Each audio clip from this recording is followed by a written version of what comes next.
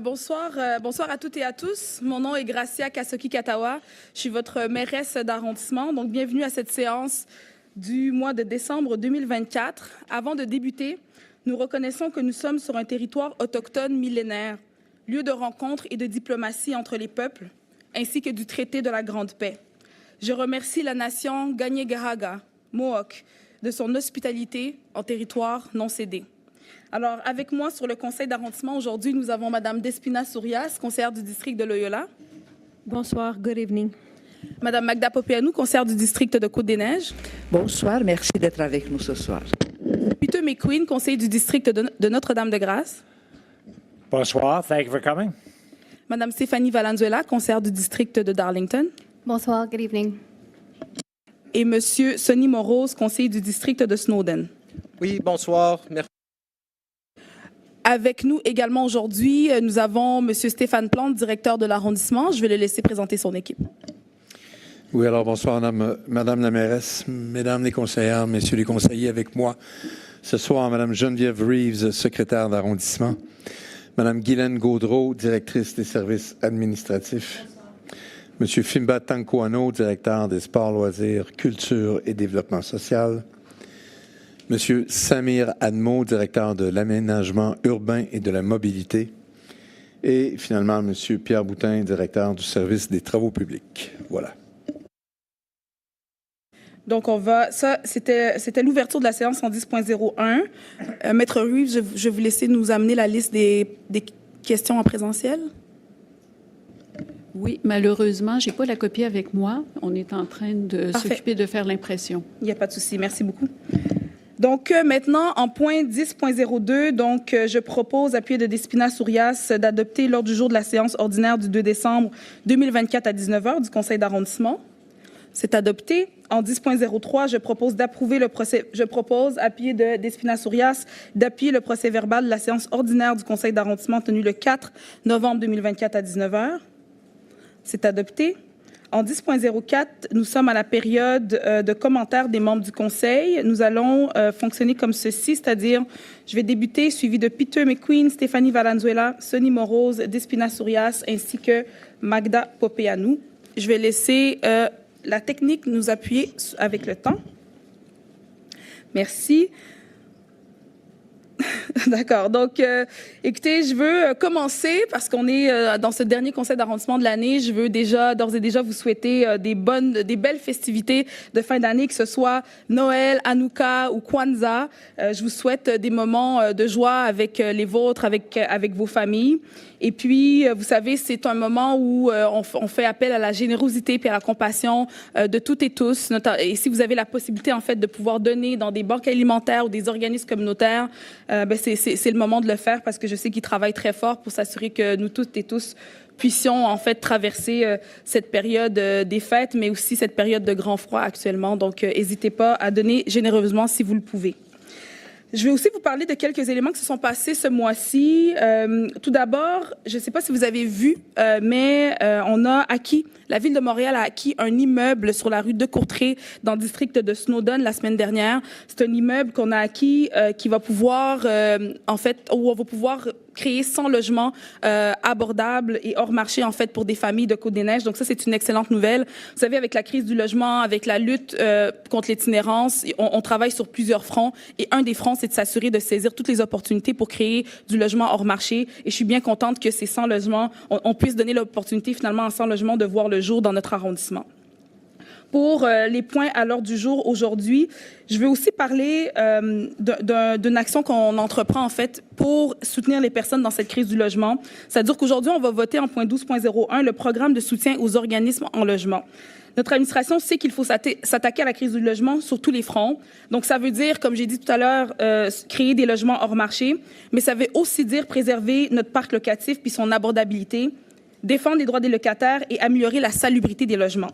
Donc, notre nouveau programme de soutien aux organismes en logement vient répondre à ces 3 besoins en mettant les ressources dans les mains de celles et ceux qui sont sur le terrain à chaque jour pour lutter contre la crise du logement, c'est-à-dire nos organismes communautaires. Puis je peux dire qu'ils font un travail remarquable depuis, honnêtement, plusieurs années, j'ai envie de dire même décennies. J'ai pu être sur le terrain là, la semaine dernière avec nos équipes sur les questions d'insalubrité. Puis vraiment, là, lorsque les gens sont démunis, on les réfère, on dit, vous savez, on a des organismes qui peuvent vous aider là, à défendre vos droits comme locataire. Donc, c'est un travail qui est absolument nécessaire et je suis contente qu'on puisse mettre ce programme-là sur place pour les aider à aider notre monde sur le terrain.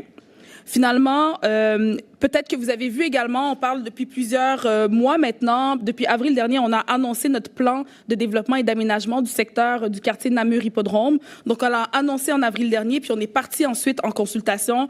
Donc, je veux remercier en fait l'ensemble des personnes qui ont contribué, que ce soit dans des rencontres, dans la rencontre citoyenne qu'il y a eu, dans des rencontres peut-être plus ciblées avec des organismes communautaires, dans les commentaires que vous nous avez envoyés également comme citoyens. Je vous remercie de votre contribution à la consultation qu'il y a eu pour le plan d'aménagement qui a été présenté pour le quartier Namur-Hippodrome. Donc, aujourd'hui, ce qu'on fait, c'est qu'on vote suite à la consultation. On a pris les commentaires reçus par l'INM. On est aussi passé en séance publique là, en arrondissement la semaine passée. Donc, on a pris tous ces commentaires-là.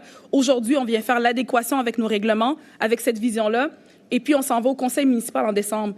Concrètement, ce que ça veut dire, là, ça veut dire que d'ici la fin de l'année, puis à partir de l'année prochaine, on va pouvoir recevoir les demandes de permis des promoteurs pour développer le secteur quartier Namur-Hippodrome. C'est une grosse nouvelle. Ça fait longtemps que les gens travaillent sur le plan de développement de ce quartier-là. Puis on y arrive, nous, on est prêts, on s'est préparé en arrondissement, on a engagé des personnes pour être sûr qu'on est en mesure de répondre à la demande. Donc, mes messages aujourd'hui, c'est que s'il y a des promoteurs qui nous attendaient pour développer le secteur Namur-Hippodrome, on est prêt à commencer, particulièrement dans le coin du secteur Namur. Ensuite, en fait, moi, je vais m'arrêter là-dessus aujourd'hui. Je vais laisser la parole à mes collègues. Donc, je vous souhaite un excellent conseil à tout le monde. Merci. On va maintenant à M. Peter McQueen. Merci beaucoup.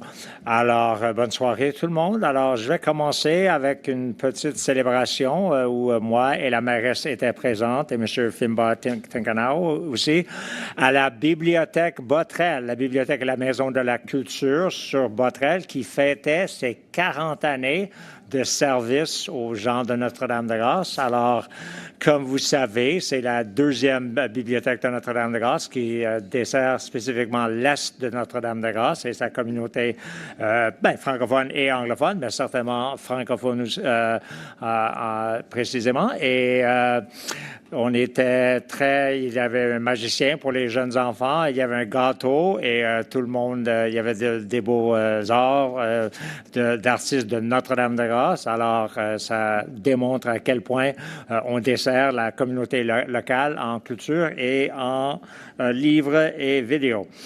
Alors, et sur ce même point, des bâtisses de l'Est de Notre-Dame-de-Grâce, vous voyez que nous avons débuté les travaux à la piscine Notre-Dame-de-Grâce, coin boulevard des Carrés, coin Côte-Saint-Antoine. Alors, ça va être une année quand même avec un peu de va-et-vient sur la rue, des camions, etc.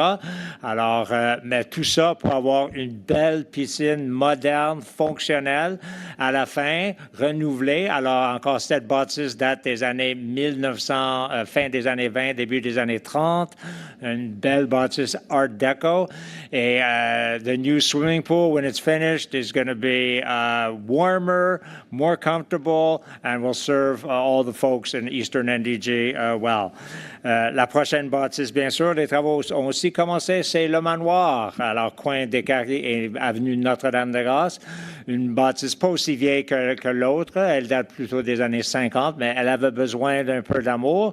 En premier lieu, pour notre beau club de judo, alors qui a déjà gagné des prix, qui a déjà envoyé des athlètes aux Olympiques. Alors, c'était le temps de faire une cure de rajeunissement pour le judo là. Alors, ces travaux aussi vont s'échelonner sur la prochaine année, 18 mois, et à la fin, une autre belle bâtisse à Notre-Dame-de-Grâce. On continue maintenant avec les choses qui se passent dans d'autres bâtisses de l'Est de Notre-Dame-de-Grâce. Alors, le premier événement de Noël cette semaine, débutant jeudi et durant la fin de semaine, le marché aux puces à l'église Notre-Dame-de-Grâce. Alors, c'est dans le sous-sol de l'église. Il y a toutes sortes de petits trésors à découvrir. Les scouts de Notre-Dame-de-Grâce vendent les arbres de Noël à l'extérieur. Alors, c'est le moment où vous pouvez passer et contribuer à leurs efforts. Et bien sûr, maintenant, une autre bâtisse de l'Est NDG que nous avons fini de rénover, c'est le chalet du Parc NDG où le rendez-vous NDG a fait un grand succès tout cet été. So, Rendezvous NDG is continuing its success from the whole summer and from Halloween with 2 weekends. The December 13th and 14th and 20th and 21st, the Friday and the Saturday night, 5 to 8 p.m. There will be free drinks, games for the kids, music for the adults, drinks also you can buy for the adults. So come on out. We hope to get a crowd, end the year well at the Chalet Rendezvous NDG and NDG Park. Continuing with the holiday events, the next event that I hope many people in NDG and especially seniors will want to go to is the New Hope. They do such a good job, so many great activities at the New Hope. They do yoga, bingo, variety of things, and their big day tends to be Wednesday lunch. So on Wednesday, December 18th, will be their Christmas lunch right at noon. Everybody's invited. Come on out if younger people want to go there and learn how they can volunteer in the future. It's a great organization. The NDG Community Council, of course, will be doing some major events over the holiday season throughout NDG, not just in my district. They've got the 9 days of Christmas where they will have a free meal for the less fortunate in our community every single day between, starting the 24th, I believe, going to January 2nd in different places every night. So check their schedule. One will be at West Haven, one at Walkley, one in St. Raymond. You get the idea. They want to be where all the folks, the less fortunate folks of NDG are. Then, of course, right on Christmas Day, Mr. Paul Shubin. Paul is the husband of a former counselor, the late Susan Clark.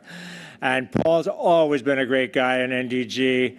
He has been putting on the turkey dinners for like decades, and this year he's going to do it again. I don't know how many more years he's going to be able to do it, but let's get out there and encourage Paul on Christmas Day.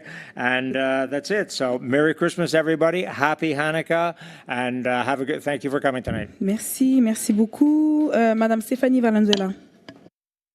Merci beaucoup, Madame la mairesse. Donc, bonsoir à toutes et à tous. Alors que nous entamons ce dernier mois de l'année, je tiens d'abord à souligner l'importance de plusieurs célébrations et commémorations marquantes au mois de décembre. It's a season of celebration and reflection, with Hanukkah beginning on December 25th, Christmas, Kwanzaa, and of course the New Year festivities quickly approaching. I wish all our residents moments of peace and joy surrounded by their loved ones. Nous ne pouvons pas cependant oublier le 6 décembre, une date gravée dans la mémoire collective. Cette journée marque la commémoration du drame survenu à l'école polytechnique en 1989, où 14 femmes ont tragiquement perdu leur vie puisqu'elles étaient simplement des femmes. Ces événements nous rappellent l'importance de poursuivre notre lutte contre la violence faite aux femmes et de bâtir une société qui est véritablement plus égalitaire et sécuritaire pour tous et toutes.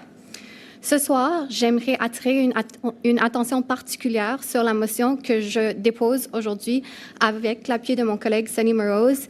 Cette motion concerne l'arrivée imminente du REM dans notre secteur, dans le district de Darlington, et plus précisément la station Canora, dont l'ouverture est prévue à l'automne 2025. Cette station deviendra un pôle de mobilité majeur pour notre arrondissement. Elle servira un secteur densément peuplé et connecté à des infrastructures clés comme Jean Talon Ouest et éventuellement le futur rêve d'Arlington-Bates-Walderton. Toutefois, avec ce nouveau rôle central, une augmentation significative de la circulation dans le secteur est inévitable, qu'elle soit automobile, cycliste, piétonne ou par autobus. Cette motion demande donc à l'administration de se doter d'un plan de circulation pour le secteur entourant la station Canora avant son ouverture. Et ce plan devra inclure une stratégie de mitigation pour gérer les impacts de nouveaux afflux d'usagers et assurer la sécurité et la qualité de vie des résidents du district de Darlington. Il est important de noter que par le passé, des fermetures temporaires comme celle du chemin Dunkirk ont eu des effets à double tranchant. Une réduction, oui, de la circulation sur certaines rues, comme Kirkfield par exemple, mais une augmentation marquée sur d'autres rues, comme de Dieppe, créant des points de danger supplémentaires, notamment à l'intersection de l'avenue Glencoe. Ces réalités montrent qu'une planification proactive est essentielle pour éviter des conséquences négatives imprévues. Enfin, ce plan devra être présenté aux résidents, leur offrant une opportunité de s'informer et de poser leurs questions, comme cela a été fait pour d'autres projets de mobilité dans notre arrondissement. La transparence et la consultation publique sont des piliers d'une bonne gouvernance, et cette mission vise à garantir qu'ils restent au cœur de nos démarches. En parallèle, nous devons aussi parler de la crise du logement, comme la mairesse l'a mentionné, qui frappe durement notre ville depuis plusieurs années. L'administration nous rappelle souvent que protéger notre parc immobilier et maintenir les gens dans leur logement actuel est la meilleure approche pour soutenir les plus vulnérables. Cependant, trop de résidents de notre arrondissement vivent dans des conditions insalubres sans autre choix financier. Ces situations sont inadmissibles et nous devons intensifier nos efforts pour améliorer les conditions de vie de tous et de toutes. And with that being said, I encourage everyone that can to donate to our local organizations such as Multicaf that is having their guignolé this Friday. Actually, my colleague and myself and some other friends of ours will be volunteering to do the collection from 9:30 to 12:30. And this Wednesday, we will also be volunteering with Côte-des-Neiges Black Community Association to pack boxes at Moisson Montréal to deliver afterwards to our seniors of Côte-des-Neiges-NDG. So whoever has the opportunity to help out, even if you can't donate or bring in goods yourself, they can take any extra hand that you're able to give. Donc, pour terminer sur une note festive, je vous souhaite à tous et à toutes un mois de décembre chaleureux et rempli de joie. Nous nous retrouverons au mois de février pour notre prochain conseil de ville. Et merci beaucoup et bon conseil. Merci beaucoup. La prochaine personne est Sonny Morose. Oui, bonsoir. Good evening. Thank you for coming to our last council of 2024. For Côte-des-Neiges Notre-Dame-de-Grâce. Moi, c'est Sonny, je représente ici à Snowden. Merci d'être présent en si grand nombre en décembre. C'est sincèrement proche d'un record de déplacement. Peut-être c'est la belle température dehors, mais peut-être c'est vos engagements personnels. Et j'espère que c'est les deux. Happy Hanukkah to those who celebrate at the end of December, as well as Merry Christmas. There's also Orthodox New Year's and Christmas that comes usually a week after those holidays as well that should be acknowledged. There's a lot of Eastern Europeans here in Côte-des-Neiges Notre-Dame-de-Grâce. There's also a lot of, significantly in Quebec, we have a large number of the Tamil community here in Côte-des-Neiges Notre-Dame-de-Grâce that celebrates their Heritage Month in January. Maybe you should learn a little bit about the Tamil community in January next month. Learn past maybe the civil war that lasted throughout their country into the culture, cuisine, and dances that they have. J'aimerais aussi faire note que nous sommes ouverts durant les fêtes. Donc, si jamais il y a un problème qui vous touche directement, de nous rejoindre directement. On veut entendre de vos nouvelles, on veut entendre de vos problèmes. On va être là si la neige tombe le 25 ou le 1er ou entre les deux ou après pour vous aider avec vos petits enjeux. Et les petits enjeux qui sont quand même les choses les plus importantes qui nous touchent souvent dans la vie au quotidien. Je veux aussi bâtir, I want to build on what my colleague Stephanie said about giving. Yes, I will be contributing my time, but if you don't have time, if you're busy, tomorrow is Giving Tuesday, where they will match any contribution to a nonprofit organization that's recognized within Giving Tuesday. Mardi, je donne. Here in Quebec, we have a problem with giving. We give the least amount per person across the entire North American continent. But tomorrow, if you decide to give for the first time this year or for a second time or a 10th time this year, please look up Giving Tuesday, Mardi Je Donne, and there's a list of organizations that your contributions will be matched. That's often the best way to give. J'aimerais aussi juste toucher aussi sur les problèmes qui sont passés il y a quelques semaines au centre-ville. Il y avait des démonstrations qui sont débordées. Ce n'est pas la première fois qu'il est arrivé ici à Montréal, ni à Côte-des-Neiges Notre-Dame-de-Grâce. I didn't say anything publicly online. I didn't know all the information, and I think the responses for the first time were actually up to where we expect them as residents of Montreal. It's incorrect to target a group of people and target people out because of the hate you have towards them or general issues that you have in targeting their community. It's wrong to do that, and that's happened one too many times this year. And I agree. as we come up to the anniversary of the bombing that we just passed this past Monday. It happened on a Monday last year when there was a firebomb of the Jewish Community Council, which is down on Dekari and Vizina. And that's a place, whether you know it or not, where hundreds and hundreds of services are provided to a vulnerable religious community. And when they're targeted and nothing is done to appropriately respond to those trying to cause fear, that's when things get worse. And last Friday is one of the times we saw it get worse. However, I did see that the responses from our elected officials across Canada, the province, and the city finally mentioned that this aggressivity needs to stop, and we need to take additional steps in order for it to be stemmed. We live here in Canada. This is a safe place to live for all the vulnerable people here, and we need to make sure that we are able to look each other in the face, remove our adjectives when we talk about how we treat each other, and realize that we all deserve the same level of respect and protection. Thank you. I'd also like to mention that it's completely inappropriate for the police to have targeted a Jewish rabbi for wearing a kippah while downtown getting a cup of coffee with his family, being told to leave the premises because he was wearing a kippah, fearing that he might escalate the situation.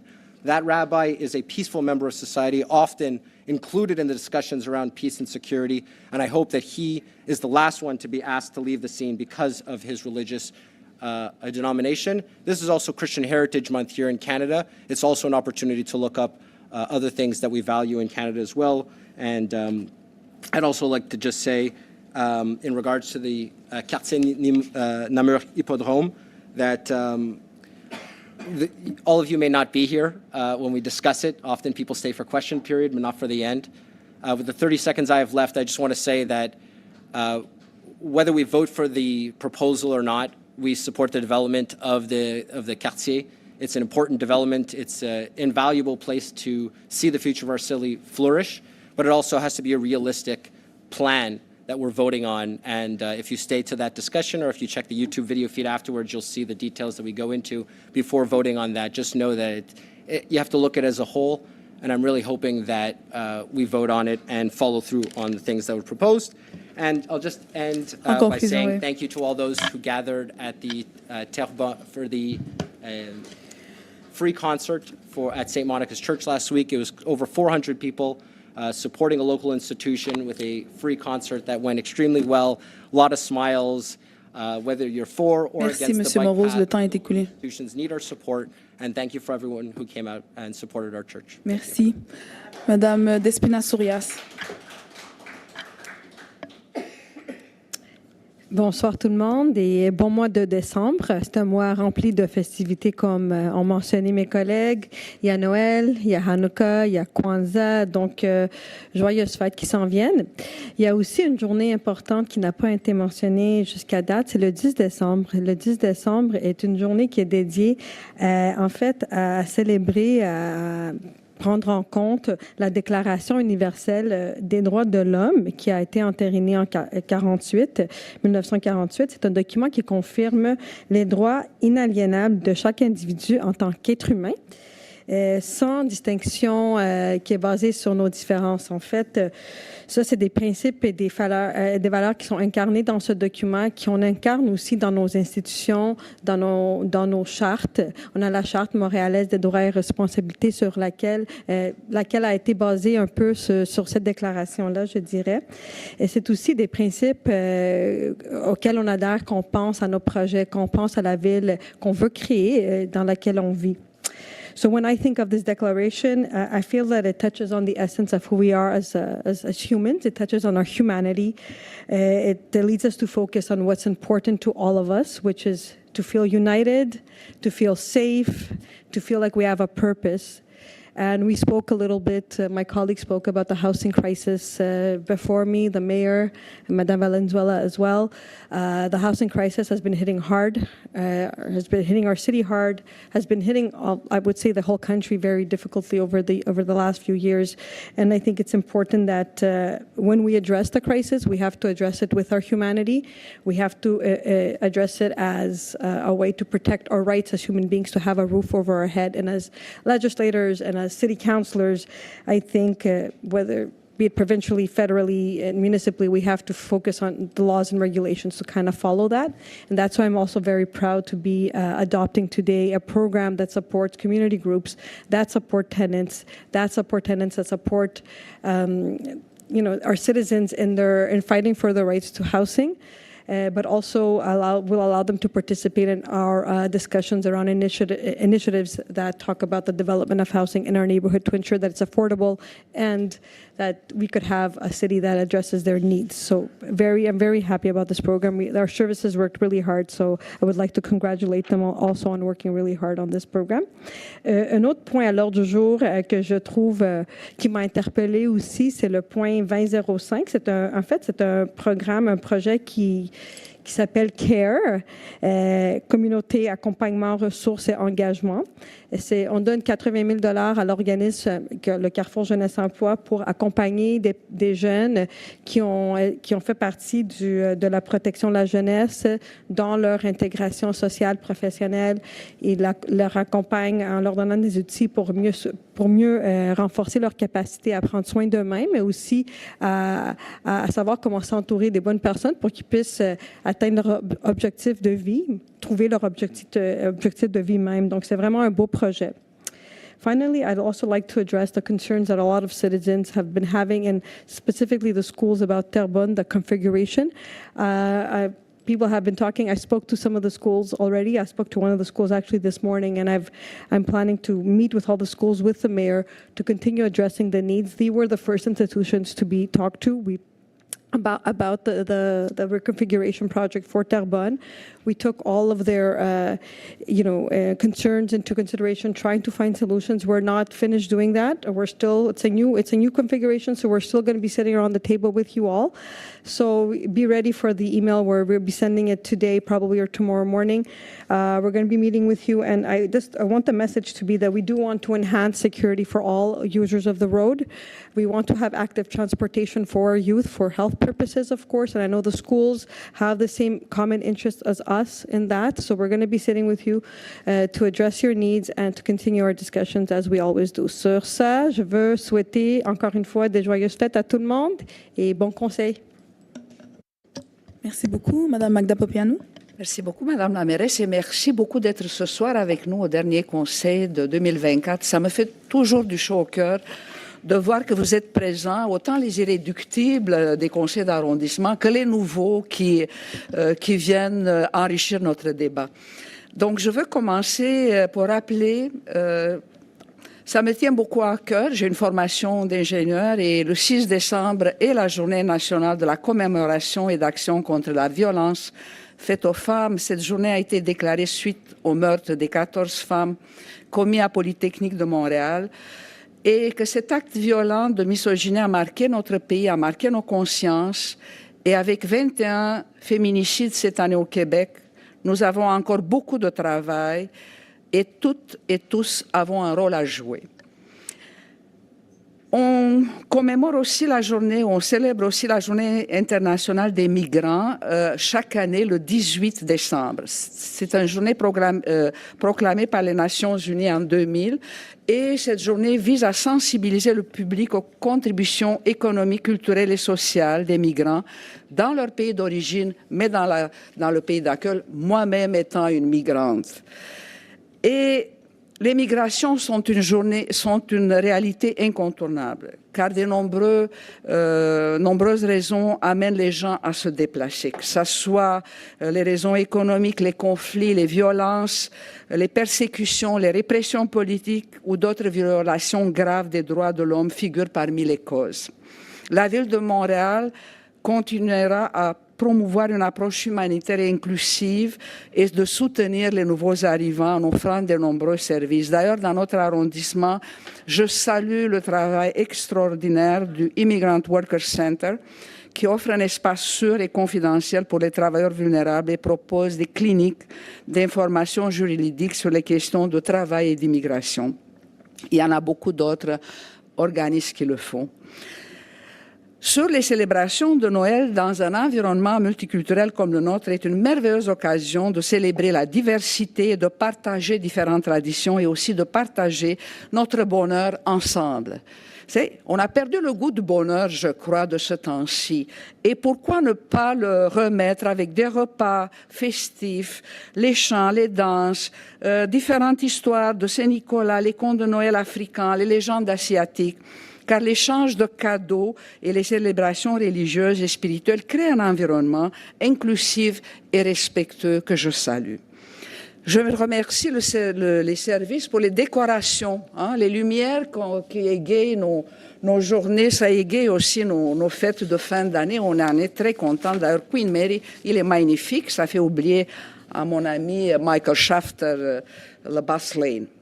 Donc, à l'ordre du jour de ce soir, nous continuons à soutenir les organismes communautaires qui viennent en aide aux personnes qui auraient besoin de sortir de chez eux, ne peuvent pas se déplacer parce qu'il y a trop de neige. Ben voilà, on finance la brigade neige, 17 000 $ au Carrefour Jeunesse Emploi de Notre-Dame-de-Grâce et 10 000 $ au Carrefour Jeunesse Emploi de Côte-des-Neiges pour aider les gens à déneiger leur entrée, les personnes qui en ont besoin.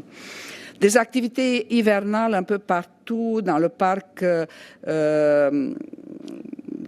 autant dans NDG qu'en Côte-des-Neiges, en Jean-Briand. 5 projets aussi à inscrire sur le bulletin de vote citoyen pour la 3e édition du budget participatif de Montréal. J'en suis responsable à la ville, je suis très fière. On les voit grandir, ces projets que vous avez choisis, que vous avez votés. Et d'ailleurs, je vous invite à le faire en janvier et début février. La fin de l'année, c'est un moment important et de grande intensité pour les élus. J'ai eu la chance de participer au forum de l'Alliance Transition en commun qui a mobilisé tout l'environnement socio-communautaire pour réfléchir ensemble comment améliorer la démocratie à Montréal. Un forum 2.0, un sommet 2.0 va avoir lieu à Montréal. C'est Transition en commun qui va le mettre en place. La grande rencontre de la Maison d'innovation sociale aussi, qui ramène plein des idées sur le thème résoudre les défis sociétaux, le maillage des improbables. Je vous invite à les lire si vous ne pouvez pas participer. Et bien sûr, je vous invite à toutes les fêtes, à toutes les célébrations qui vont avoir dans ce magnifique temps des fêtes, comme la magie des fêtes à la promenade Jean-Briand, 8, 9, 10, 15, 16 décembre. Et bien sûr, bonne année à tout le monde, en paix, bonheur et prospérité. Merci. Merci beaucoup. Donc, ceci clôt la période de commentaires des membres du Conseil. Nous sommes donc au point 10.07. La période de questions orales du public suivra le point 10.06, la période de questions écrites du public. Je vais laisser Maître Reeves et M. Plante nous expliquer les règles. La période de questions du public est de 90 minutes réparties comme suit. 50 minutes pour les questions orales, 40 minutes pour les questions écrites. Nous avons remis aux élus et aux directeurs la liste des questions suivant l'ordre qui a été déterminé par tirage au sort. 14 personnes se sont inscrites pour poser leurs questions en personne et 7 personnes nous ont soumis des questions par écrit. Un maximum de 3 questions peuvent être soumises sur un même sujet. Les personnes présentes qui n'auront pas pu poser leurs questions pourront le faire après la période de questions écrites, si le temps le permet. Les personnes qui posent une 4e question sur un même sujet seront entendues à la toute fin de cette période, si le temps le permet. Nous invitons les citoyens présents à regarder le chronomètre et à respecter un maximum de 2 minutes pour poser une première question et 1 minute pour poser une deuxième question, telle que le prévoit la réglementation. Je demanderai aux personnes et au micro de conclure lorsqu'il restera 15 secondes au chrono, et ce, pour chacune de leurs questions. La mairesse doit veiller à ce que la période de questions ne donne lieu à aucun débat, que ce soit entre les membres du Conseil, entre membres du Conseil et une personne présente. Elle peut limiter ou retirer le droit de parole à toute personne qui ne respecte pas cette règle ou dont l'intervention ne respecte pas les délais prescrits. Les personnes présentes avec des enfants ou qui utilisent le transport adapté, qui doivent quitter avant la fin de la période de questions, bénéficient d'une priorité faisant abstraction de l'ordre qui a été déterminé par tirage au sort. Finalement, petit rappel à tout le monde dans la salle, veuillez fermer la sonnerie de vos téléphones cellulaires. Merci.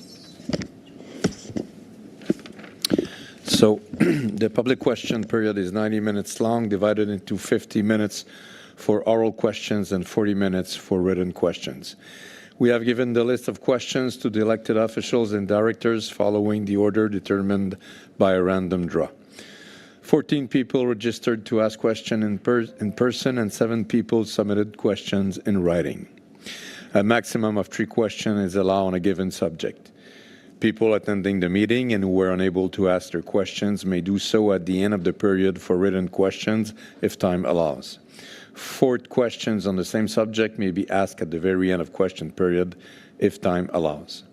We ask that residents keep an eye on the timer and limit their first question to 2 minutes and their second question to 1 minute as stipulated in the bylaw. At 15 seconds before the time runs out, the Borough Secretary will ask individuals at the microphone to complete their question. The Mayor must ensure that the public question and information period does not lead to a debate between council members or a council member and a person attending the meeting. She may limit or withdraw the right to speak of any person who does not respect this rule or who exceeds the time limits. Individuals attending the meeting with children or those using paratransit services and who must leave before the end of question period have priority over the order determined by the random draw. As a reminder to everyone in this room, please turn off your cell phones or put them on vibrate mode. Merci beaucoup. On va donc commencer la période de questions. Je vais nommer les 10 premiers noms, comme ça vous avez une idée de l'ordre de passage. Donc, Michel Pouliot, Gail Tate-Stone, Robert Michael Edgar, Richard Hodge, Michael Shafter, Stephen Jass, James Budgeon, Christianism George, Irwin Rappaport, Marie-Yvonne Kelly. Ensuite, il y aura 4 autres personnes à la fin, mais on va débuter comme ça. Donc, Michel Pouliot.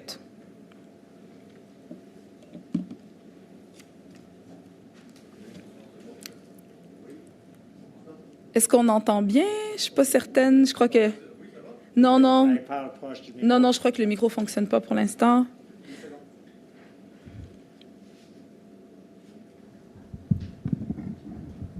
Merci. Oui, donc, merci de me donner la chance de poser ma question. Bonsoir tout le monde. Merci pour le travail que vous exécutez pour la ville, tous les élus et tous les employés. Ma question porte sur le passage cycliste qui éventuellement pourrait être fait, les aménagements qui pourraient être faits pour sécuriser l'autoroute des Caries. Il y a plein de choses qui ont été faites ces dernières années, puis dont la dernière en date, Terrebonne, qui nécessite des ajustements, d'après ce que Madame disait à l'avant, puis on peut le comprendre. Et tous ces ajustements-là pour améliorer la sécurité des gens qui circulent, qui font le choix de circuler de façon active dans la ville, on les apprécie énormément. Et moi, personnellement, puis je suis sûrement pas le seul à devoir traverser des caries, que ce soit en voiture, à pied ou en vélo, pour aller chercher le métro ou aller travailler du côté du plateau. Traverser l'autoroute des Caries dans un corridor cycliste, c'est difficile. Ça n'existe pas beaucoup jusqu'à maintenant. Puis j'étais simplement curieux de savoir où en étaient les travaux ou la planification de ce côté-là. On voit bien que l'autoroute des Caries a été construite à une époque où le souci de traverser de façon active ce corridor-là de déplacement qui est utile et nécessaire et névralgique. Comment, s'il était construit maintenant, probablement qu'il y aurait, comme sur le pont qu'on a eu plus récemment, le pont Champlain, des aménagements cyclistes extraordinaires. Et là, en attendant, étant donné que ça date des années 70, qu'est-ce qu'on peut faire? Qu'est-ce qui est prévu? Comment on en est où dans l'échéancier? J'aimerais ça en entendre parler. Je vous remercie.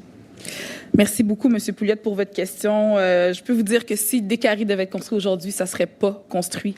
En tout cas, not under my watch, comme on dit. Écoutez, dans le fond, les traverses des Décaries, on a fait la première traverse sécuritaire en vélo, là, des Décaries protégées avec la rue Bourret. Donc ça, on a fait ça l'année dernière. Là, on est en train de travailler sur les prochaines traversées, notamment Isabella, on en a discuté à quelques reprises déjà. Donc, il faut par contre faire une étude, là, de circulation pour être en mesure de voir comment est-ce que ça pourrait être possible de faire une traversée. Sur Isabella, c'est une traversée que plusieurs personnes demandent, plusieurs personnes qui utilisent le vélo demandent depuis plusieurs années. Je peux vous dire qu'à chaque fois, je le dis, là, mais j'en ai revu encore aujourd'hui des personnes à vélo sur sur Queen Mary, entre les voitures, les autobus, etc. C'est vrai que c'est pas du tout sécuritaire en ce moment. Donc la prochaine traversée qu'on va adresser, ça sera celle d'Isabella. Puis tu sais, je vais peut-être conclure en disant que honnêtement, tout à l'heure, je blaguais un peu en disant que si des carrés devaient être faits aujourd'hui, ça serait pas fait sous mon leadership. C'est un peu ça qu'on voit dans le secteur Namur-Hippodrome, c'est-à-dire que moi, je travaille beaucoup puis j'insiste beaucoup pour qu'il n'y ait pas de grandes fractures comme celle-là dans les nouveaux quartiers qu'on est en train de construire. D'autres élus de cet arrondissement, de l'opposition notamment, mais d'autres élus des paliers supérieurs se battent bec et ongle pour que des gens de d'autres secteurs autour de nous, donc les villiers, les arrondissements autour, puissent absolument avoir une traversée véhiculaire autoroutière à travers un quartier comme l'Hippodrome. C'est absolument non pour moi. Tant que je serai à cette table, c'est pas quelque chose qui va arriver. Puis je le dis à tous mes partenaires qu'il n'y aura pas de camions ou de traversées comme celle-ci qui vont passer à travers un nouveau quartier. Donc là, on est pognés avec ça. On va travailler à sécuriser les traversées, que ce soit les piétons, les cyclistes, bref, les plus vulnérables à la route. Mais clairement, des choses comme ça en plein milieu de quartier, je pense que nous, on en a assez donné. On n'en veut plus. Donc, on va travailler pour sécuriser des erreurs comme ça du passé, mais on va s'assurer que dans les prochains quartiers, il n'y ait pas ce genre d'erreur qui soit commise. Merci. La prochaine personne est Gail Tedstone.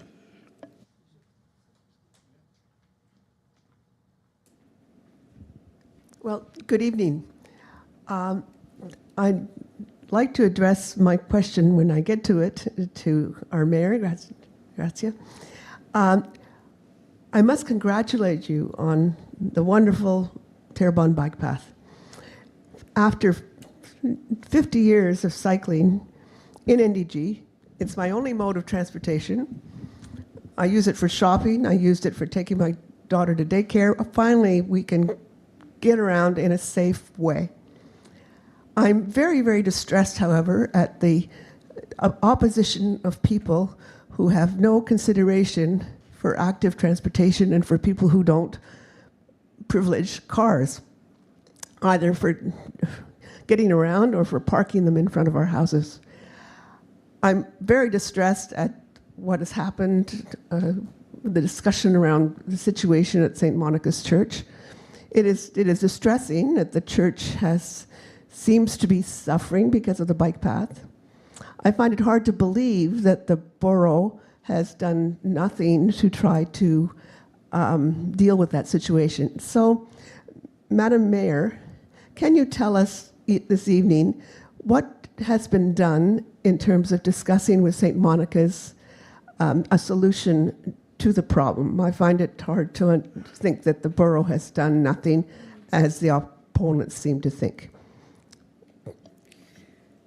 Thank you very much, Mrs. Tedstone, for your question. I live nearby. I live nearby the Turban Street, and I think when I speak and I walked the street and I speak to people, and I could tell you that my husband is doing the same every time. When we were installing it, I was there every day to make sure that everything was working well. All that to say is that I think objectively people could see and testify that the street is really, really more calmer and safer now that it's one way, and that now that we have also those bike paths and that we're able to make the crossing safer as well. I see every day children on trottinette. I see people on their bikes at different times during the day. I think it's really something that is improving the quality of life of people. And we understand though that it's a change, and we need to accompany the institution, particularly that are on that 2.5 kilometer of changes that happen. So we spoke and we invited all the institution in November 2023. Couple of days after releasing our plan, we asked them to sit with our engineers so they could share to them what is their concern regarding the configuration. The only institution that didn't come sit at the table at that time was St. Monica's Church, unfortunately. Even though they didn't come at that time, I think they contacted us in May 2024. So they contacted us in May 2024, and we gave them 3 solutions. First is the fact that they have right next to the church a big parking lot, that belongs to St. Monica's, not St. Monica's, the M.B. Mackay School. During the weekend, there's not much people using that parking, and I think they already have an entente, with the school. an agreement. The other thing that we gave them as solution is the street at the back of the church. If I'm not mistaken, it's Borden. Where we said we could put débarcadères there, you know, if for weddings, for funerals, we could put like a couple of spots of the débarcadère, 15 minutes, so they know that's always available when they need to. And we also tell them if you want to modify the front of the church, if you want to do some work, so you could have 1 or 2 parking spots there. There's something that we can look up to with our services to make sure that it fits also with our réglementation. So those are the example of solutions that we give them. They didn't want to go with those solutions. Some of the things that they shared with us is to give specific vignettes. For the people that use the church. They ask us if they could park on the bike lane. And for us, it's a solution that doesn't work because let's say we give specific tickets for the church. We're going to have to give specific tickets for a lot of people in the borough. Not tickets, but vignettes, I mean. Because we have like 60 schools, we have a lot of hospitals, we have a lot of institutions that would need those specific vignettes. So for us, it was not possible to do that. So we gave them 3, in our opinion, viable solutions, but we were not able to come to a conclusion with the solution that we shared. So all that to say, I believe we're going to be able to find a solution. My colleague Despina and we're going to make sure that we're able to speak with someone who could sit down with our services in good faith to find a solution. We're going to be able to get to one. I think the subject was highly politicized by our, the opposition here at the table, by some people like Marvin Rotran and other people that came out of, the bloom, even though they're not in politics anymore. And I think it's unfortunate. I think, to be able to go to a fundraiser to help a church, it's really a valuable, reason to help a church, but to lie on the fact that the church is going to close because of that, to lie on the fact that, we don't want to sit with the church. I don't think it's good. We're all trying to find solutions for the most vulnerable of our roads, knowing that there's schools in the area, that there's places where les personnes âgées, are living in the area, so they need safer places to walk, to bike, and to use their car even, because it's safer for car drivers. So we're going to be able to find a solution. We're not going to embark in a politicized way of doing things. We really want to focus on, can we find a solution for the people who need it with that new configuration. And just maybe to finish, we've met with the schools in November 2023. We continue to speak to them, and as she said, my colleague, because now we keep the bike lane for the winter, we're going to sit again with the schools to make sure that, how is this going to work for you guys during the winter, and to have a contact with them throughout the winter to make sure that, that they have a space to share with us some things that we might need to change for the turbine. I don't know if that's clear. Point de privilège, Madame la mairesse. Juste un instant, on va terminer la madame. Oui. No, Do you have a second? I'm sorry, you said we lied twice. I'd appreciate it if you retracted those statements. As yes, so I said I lied, so they give the wrong information. So, Mrs. Tedstone, you could go ahead with your second question. Thank you. I don't have a second question, but that clarification is helpful, and I hope that we will continue to be able to solve that solution and keep our bike path, because it is a wonderful addition to our community, and I hope for many, many more. Thank you very much. Juste les conseillers, on va attendre à la fin de la période de questions avant de faire les questions de privilège, s'il vous plaît, pour ne pas interrompre et pour ne pas prendre le temps des citoyens. Non, j'ai le droit de faire point de privilège. Non, je vais vous veux. demander de le faire à la fin. Merci beaucoup. Mais je peux le faire Monsieur quand je veux. Robert Merci. Michael Edgar. Good evening, Madame la Mairesse and the councillors. I was happy to hear Despina Surias bring up December 10th, the anniversary of the International Declaration of Human Rights. I think Magda also spoke about it, because unfortunately my question tonight is about SPVM, police repression of the democratic rights and freedoms that Canadian soldiers ostensibly fought and died to defend in World War II and other wars. Remembrance Day, not that long ago, less than a month ago, we talk about how Canadian soldiers fought and died to defend our democratic rights and freedoms, and yet, in the 21st century, in 2024, the SPVM continues to repress free speech rights. And I want to read from a very recent CTV News report from yesterday. Harassment charges dropped against pro-Palestinian activists who protested Mark Miller. The lawyer representing pro-Palestinian activists who were charged with criminal harassment and mischief for allegedly harassing Federal Immigration Minister Mark Miller says the charges have been dropped. Attorney Barbara Bedant confirmed that the charges against Samar Al-Khdour, Wendy Ng, and Mohamed Mansour were withdrawn on November 29th. The charges were dropped because the prosecutor received video proof that showed the accusations by Mark Miller's staff were false, Bedant said in a statement.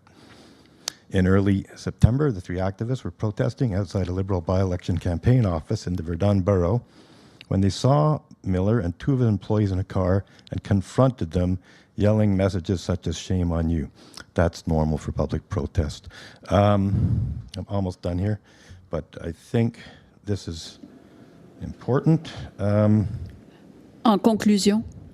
Okay, well, my question's for Peter. As a member of the as the Montreal Public Security Commission, what will you do to address this issue?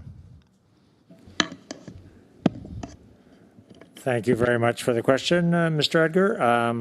I'm afraid I don't know too much about those particular events. I suggest you perhaps ask Mark Miller or his office about the details on that. Although if it's still before the courts, they may not have much to say either. I simply don't know. I think our police has worked hard, on both sides, as in allowing people free speech. People do have the right to free speech, as our mayor says over and over. However, they do not have the right to smash and destroy things like at the march last Friday. And I was glad to hear there were arrests, and I'm hopeful, as Kamala Dagger said, that more arrests will be coming for the people spreading hate and violence and in our community, in our safe, peaceful city. So I support the police when they clamp down. I support the police 100% when they clamp down on violence, hatred, aggression. You completely evaded my question, and we're not talking about violence, hatred, and aggression here. It's you didn't. Mr. Edgar, if I may, si on peut recommencer le 1 minute, it's because we don't hear the context of what you shared. It was really difficult to hear. So if you could just summarize that, so we could better understand what exactly is your question. I don't know why you couldn't hear what I said. So you could go ahead. So I'll continue. Hopefully, I'll get a bit more time here. I read this. The charges were dropped. Repeat, dropped, because the prosecutor received video proof that showed the accusations by Mark Miller's staff were false. That's what the lawyer's saying anyway. In early September, the three activists were protesting outside a Liberal by-election campaign office in Verdun borough. Okay, I already read that. Miller's staff told the police that the car they and Mr. Miller in was surrounded by protesters who banged on the car, shouted obscenities, and damaged the car. This was all untruthful, Bedant added. False accusations. Along with the charges, the activists were given conditions that included a requirement to stay at least 50 meters away from the minister and the two employees. This is what they do all the time. They put conditions on people to prevent them from exercising their rights. What will you do to address that issue? Once again, I'm afraid I just don't know. I was not there. I suggest you ask Mr. Mark Miller yourself. You could also come to the Public Security Commission itself and ask the police themselves. That's what it's there. There's a question period. So you're welcome to come at that time. And they may know more. But I'm afraid I just don't know anything about it. Sir Richard Hodge.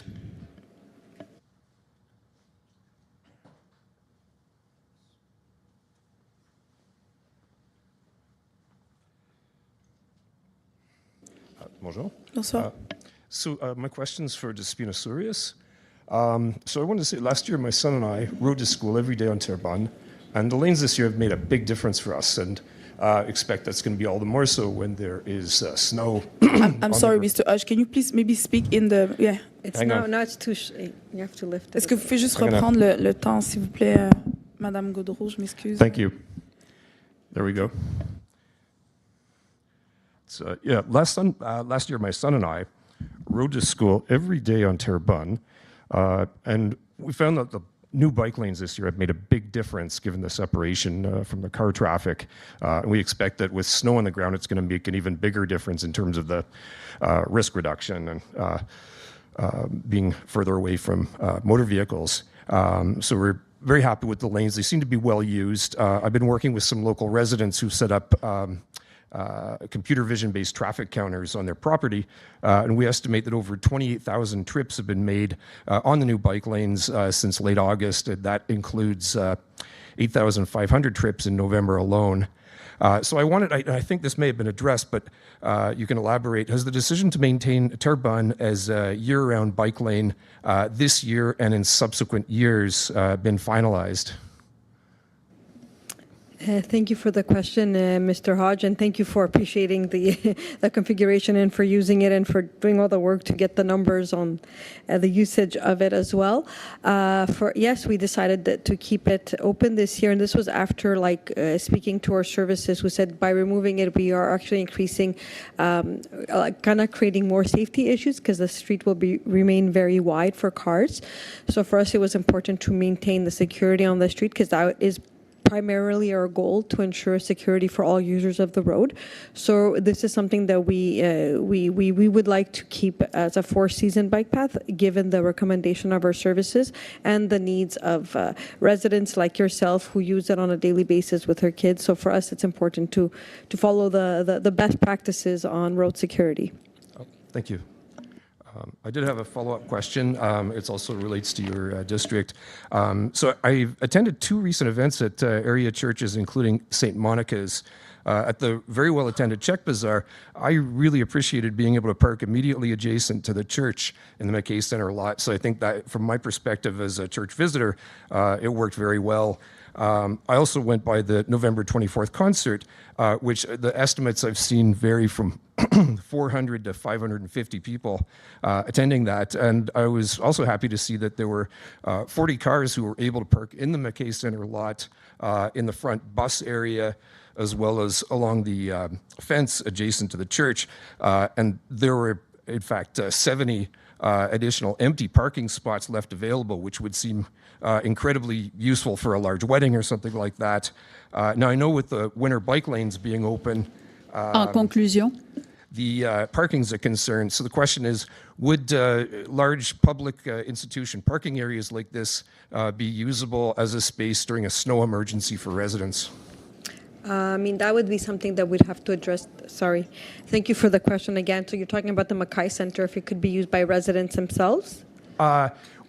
In a snow emergency, heavy snowfall, when the schools are closed for multiple days, is that something that the school or that the city and the school board or the school governing board could look at so that people could use that as a parking capacity? For now, we haven't. For now we haven't. We know. I mean, it's not something that has come up per se. Knowing that it's being, like you mentioned, it's been used by the church itself. They have an entente with the McKay Center. That's why you saw the cars parked on that day when you went. So for us, I mean, we do believe we're able to also upkeep. We have spoken with our services to ensure that we're able to clean Terrebonne Street as quickly as possible to ensure both the safety of the drivers on the road, the bikers as well, and to have the parking spots that are made available as quickly as possible. But of course, if we see there's the greater, let's say, difficulties in finding parking, that's something that we could address with our partners once it's there. But thank you for the suggestion, for bringing it up, actually. Okay. Thank you. Thank you. Merci beaucoup. Monsieur Michael Shafter. I'm a shorty. How do I bring this thing down? Thank you, sir. Good evening.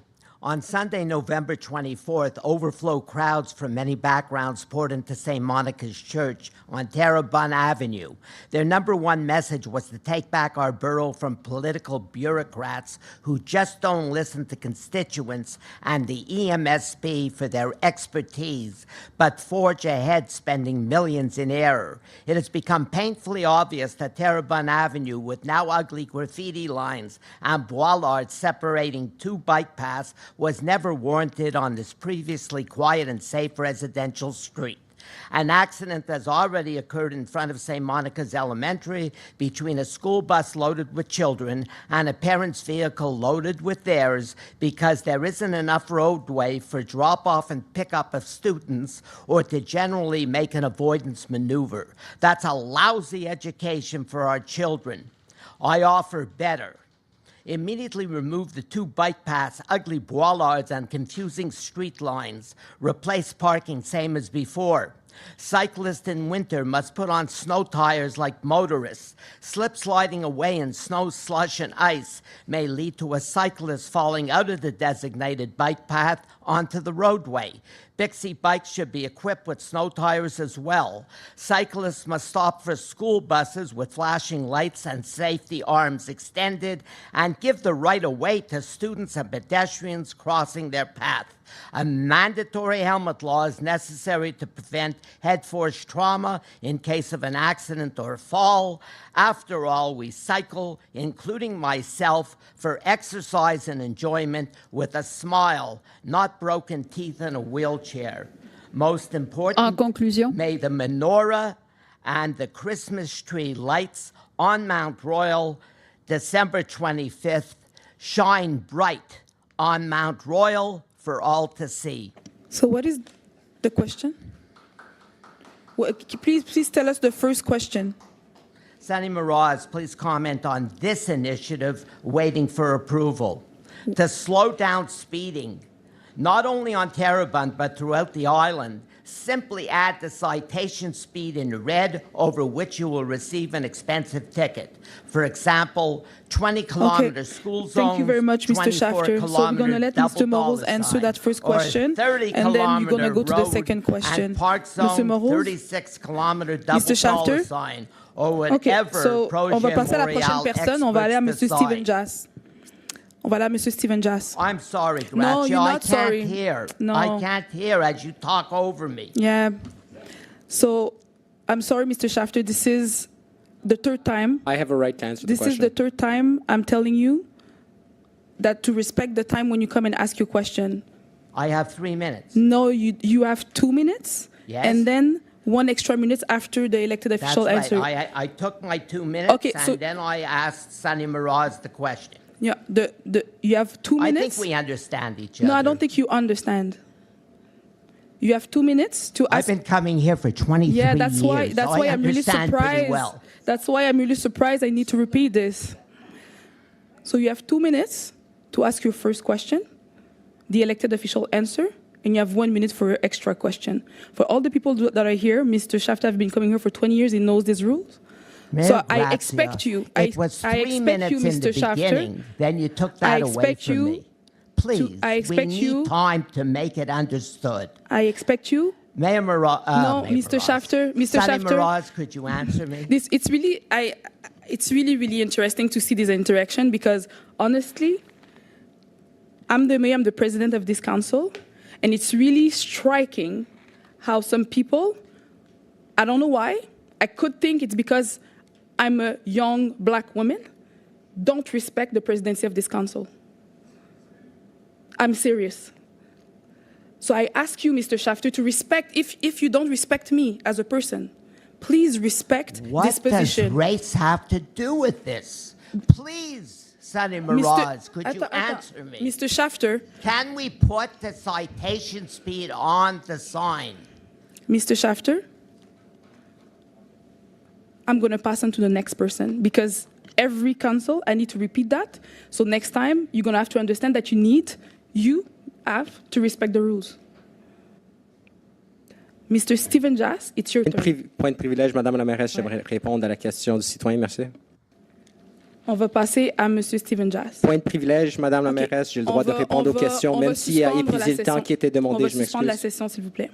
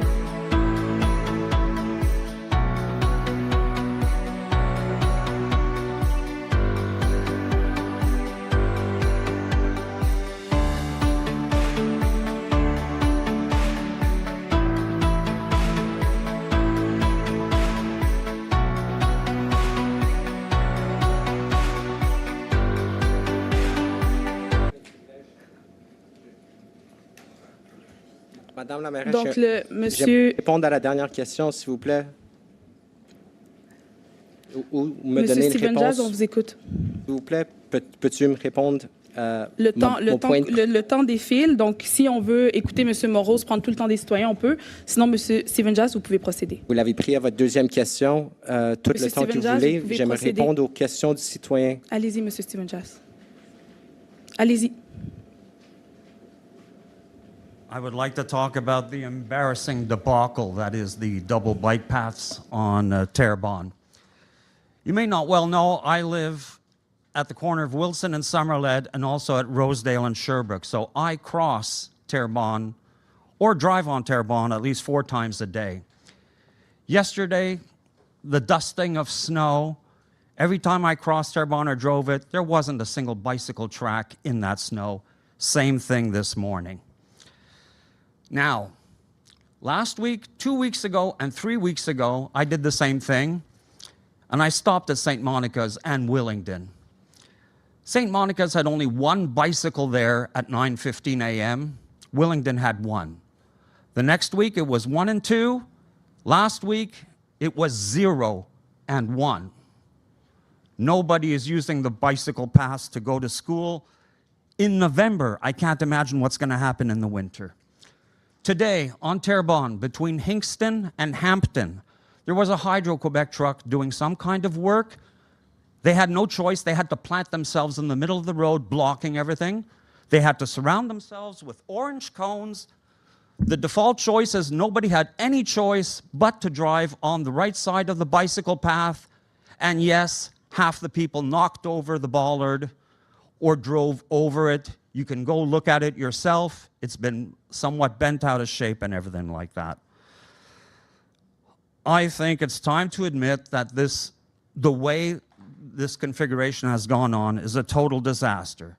Even if there are hundreds of cyclists who use this thing weekly, let's even wish daily, I don't think that compensates for the thousands, multi-thousands, whose life has been uprooted, the extra pollution that this creates, the congestion, the frustration that it creates. You have to admit, this is not a total success. There are some elements of this that just don't work right. So what is your question? Exactly that. Yeah. Okay, I understand. Please confer that this needs a lot of work. You know, Mr. Jas, we've talked about this many times. I think let's just agree to disagree. I don't have the same analysis as you have. As I said, I know that that reconfiguration was needed to make the street calmer, to make sure that people, whether they walk, they take their bike, or they take their car, that it's safer for them. My colleague explained why we're going to keep that configuration also for the winter, because removing that configuration will make the street really, really wider and more dangerous than even before, because before it was, because it was a two-way street before, you know. So just let's agree to disagree on that. So you have one more question. Sure. Actually, I might as well ask Mr. Peter McQueen. I tried the Spina last month. She weaseled out of it. Mr. Plant replied in her place. In the past year, I was at 3 separate council meetings to plead against the silly and insane yellow islands that run along the middle of Sherbrooke Street that pushed all traffic up against the parked cars. It made it, you and Despina were absolutely and totally for it, and it was just dangerous for people getting in and out of their cars, cyclists, pedestrians trying to cross, anybody who wanted to turn left on the street, anybody who tried to park their car. It was a disaster. I was nearly hit or killed 3 times, but you folks didn't care one iota. You were totally for it nonetheless, and you reiterated that earlier this year. So now that it's been changed to make it 100 times safer for pedestrians, for cyclists, for drivers, for everybody, can you admit that what you had said earlier on, that you were in favor of these yellow islands, that was a mistake? Please. Your question is for Mr. McQueen? Yes, please. Thank you for the question, Mr. Joss. Listen, the way it was before made it somewhat safer to cross, and there's lots of pedestrians and cyclists crossing Sherbrooke. I do it myself all the time. The way it is now, we made the decision with the STM. It has to do with STM and what the bus drivers thought about the possibility of sharing the bus lane with cyclists. A decision was made to make it safer for cyclists riding along Sherbrooke by widening the bus lane enough that when the bus lane is not in use, cyclists can ride outside of the parked cars and their opening door radius. So that's why it's safer for cyclists. And when the bus lane is in use, if they hug beside the sidewalk, buses have enough space to go around them. So that was the decision to make. 6 of one, half a dozen of another. Merci, Monsieur Jas. La prochaine personne est James Budgen.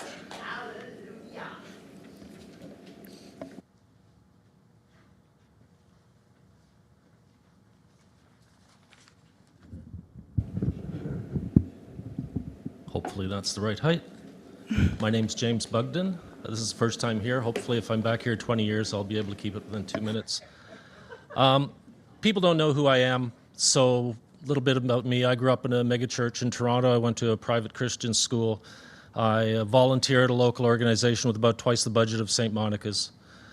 And when we closed the doors to that organization in 2020, we didn't know if we'd ever open them again. So I get the issue that St. Monica is facing.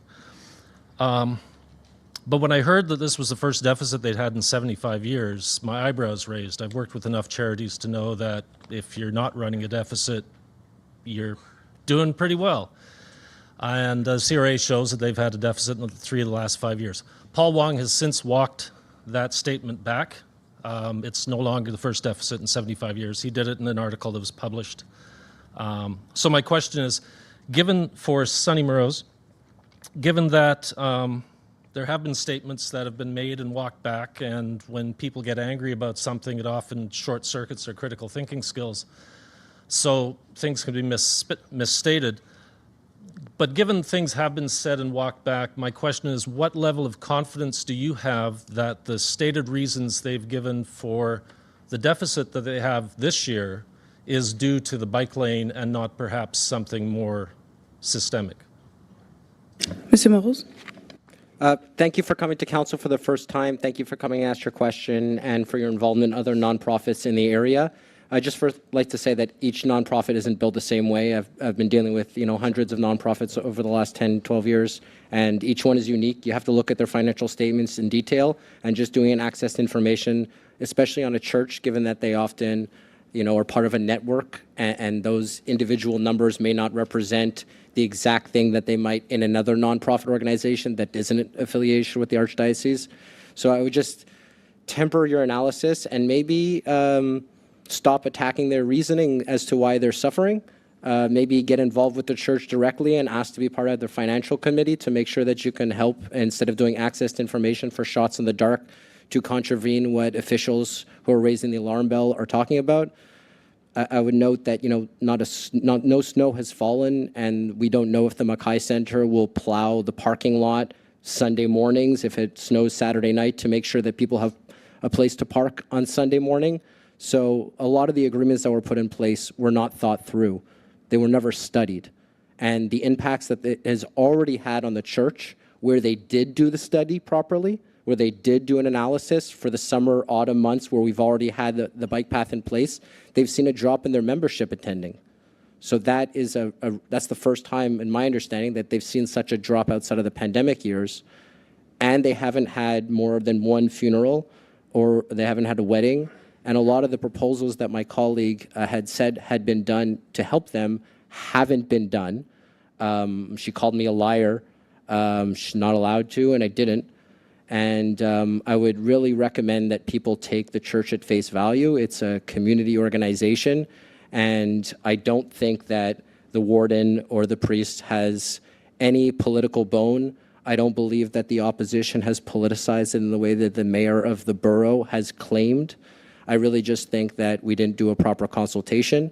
We didn't do a study that included its impact on the winter. We broke down the impacts of the bike path into 3 sectors: residential, institutional, and another residential section. And we didn't take any special measures to accommodate the institutional areas. I can get back to I don't know when I'll have time to get back to this. I appreciate the opportunity to ask the question. Like, I appreciate your involvement locally, and I just think that the aggressivity towards the church is completely unwelcome and unfounded. Thank you. Monsieur, vous avez une deuxième question. Yeah, I certainly have questions about what's happening at St. Monica's. Hopefully I'm not being perceived as aggressive towards them. I want accurate information, and that has been increasingly coming. Like, assuming that we're all trying to help social organizations who are struggling, I think that's the base assumption I'll be operating on. My question is, they're not the only one who's got a bike path in front of them, like Saint Jean-Baptiste on Rochelle, third largest church in Montreal behind Notre Dame Basilica and Saint Joseph. They've got a bike lane right in front of them. They've got zero parking in that street. Has anyone reached out to say, hey, what do you do for weddings and funerals? Because that would seem to be a directly applicable situation. Other cultural communities, I'm assuming synagogues probably have less issues with parking than perhaps St. Monica's. En conclusion. So my question is, have you or anyone else you know reached out to other organizations which are facing similar circumstances to see if some of the solutions they've found for parking or for funerals or for weddings be usable here?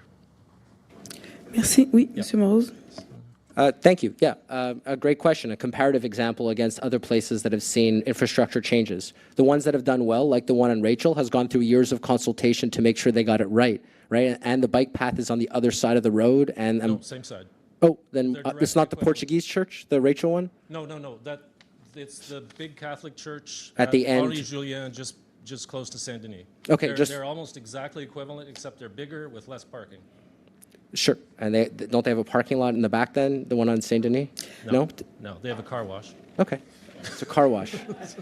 So instead of guessing at the church in the plateau, Joel knows all the churches.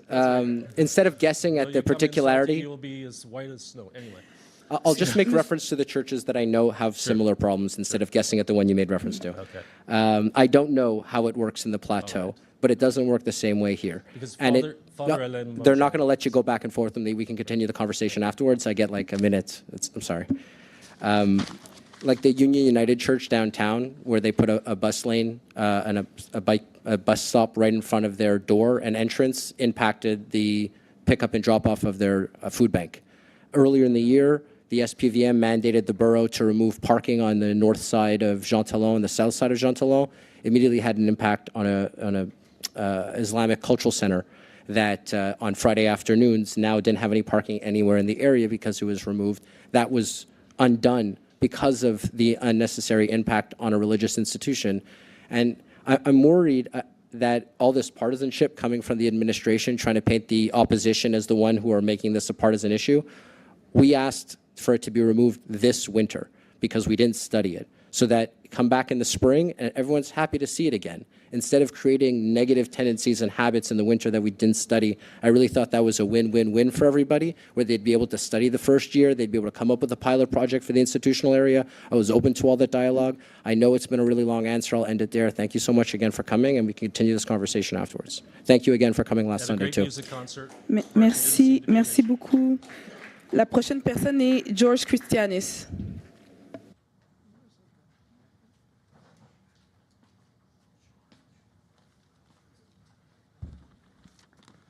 In the last council meeting, my district councillor, Stephanie Valenzuela, made some disturbing remarks in her opening statement.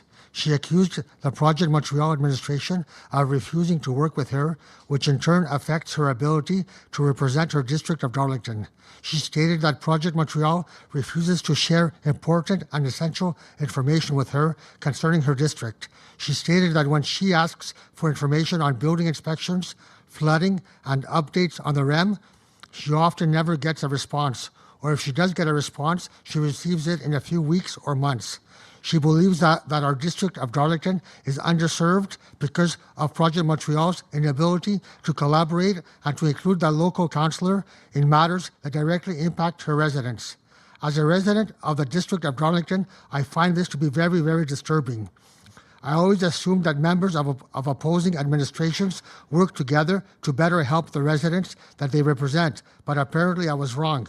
Mayor Garcia, you are our borough mayor and you are the leader of our community. You must lead by example. In the last council meeting, you said that you have compassion, and I believe you. I know that you have compassion. So can you please show compassion for the two opposition councillors who are just trying to do their jobs? And can you please show compassion for the districts that they represent? Stephanie Valenzuela needs to work with the Project Montreal administration in order to better represent her district of Darlington. This question is for Mayor Garcia. Can you and your administration be more accommodating to Stephanie Valenzuela when she asks for important information concerning her district? Thank you very much, Mr. Christianis, for your question. I was also disturbed, honestly, by what my colleagues said at the last council. We didn't really address it after because I think we're both aware of how we work in the borough. I think my colleagues, Peter McQueen and Magda Pupianu, could testify how the collaboration was when they were in opposition here in the borough under Ensemble Montréal, for example, or the previous administration. So I'm really aware that I don't want to replicate the same model that my colleagues were under before us. What I did since I came is that. First of all, I dedicated one staff to them, but they complained that, that staff was not efficient. So this year, I think I removed the staff because it was really hard for that staff member to work when he didn't feel that his work was appreciated. What I did also is that I have what we call statutaires with all the elected officials. So that every 4 to 6 weeks, every elected officials before this year, they were meeting with me and my chief of staff and the staff that is dedicated to them every 4 to 6 weeks, so they could address to us directly their needs. And we answer their questions, and sometimes we answer their questions and they're not happy with the answers, but we answer the question. Or sometimes we don't have all the information yet. And, it's important. We understand that it takes time. Sometimes it's hard for the opposition to see to understand how long it takes because they don't have all the information all the time, but sometimes it takes time. What I did since the beginning of this year, since I removed one of my staff members because he was feeling underappreciated, is that the meetings that the elected officials have every 4 to 6 weeks now, it's directly with the director and my chief of staff. So I understand. So she shared that claims at the last council, but I could tell you that we're giving them the support. We're giving them the support to do their job. I didn't add here that every council, we do a meeting a week before the documents become public to explain to them every file and to answer their questions. And if we don't have the answer at that meeting, we come back with the answers because it's our role. It's my role as mayor to make sure that every borough councillors have the information necessary to take their decisions. So there's a difference between they don't receive questions and they're not satisfied with the answers. If I could give you an example, last Borough Council, my colleague shared the fact that she doesn't have any answers regarding the inspections that we do in the different buildings. She said that we're not giving her the answers, but we're giving her the answers, but she's not satisfied with the answers. I'm not satisfied either. I work with the services, and I say it's too long. It's not clear for the citizens, and it's hard. But our job is really to help the public service to improve the quality of services to the citizens. But we are working in a system where sometimes it's the borough, sometimes it's the city, sometimes it's the judges that are not going to allow us to go faster in some process. It's hard for any elected officials here to tell some citizens, I cannot answer your question directly right now because you're living in insalubrité and we need to act, but we don't have all the tools all the time. And leadership is also be able to face the reality and try to find ways to improve the quality of service for the citizens. So it's not because they don't agree with the answers that they don't have any answers. And finally, it's really, really disturbing for me to hear the councillor of Darlington saying that we're not investing in Darlington while we're investing more in Darlington than her predecessor that gave her the district gave to the district. We're investing more. We voted. I think it took last the council before to improve the Martin Luther King soccer field, for example. We are investing on community organization that work directly in our district. For example, we are making sure that in the plans that we do to plant more trees in the borough, that we plant more trees in places like Darlington that were honestly abandoned by their predecessors.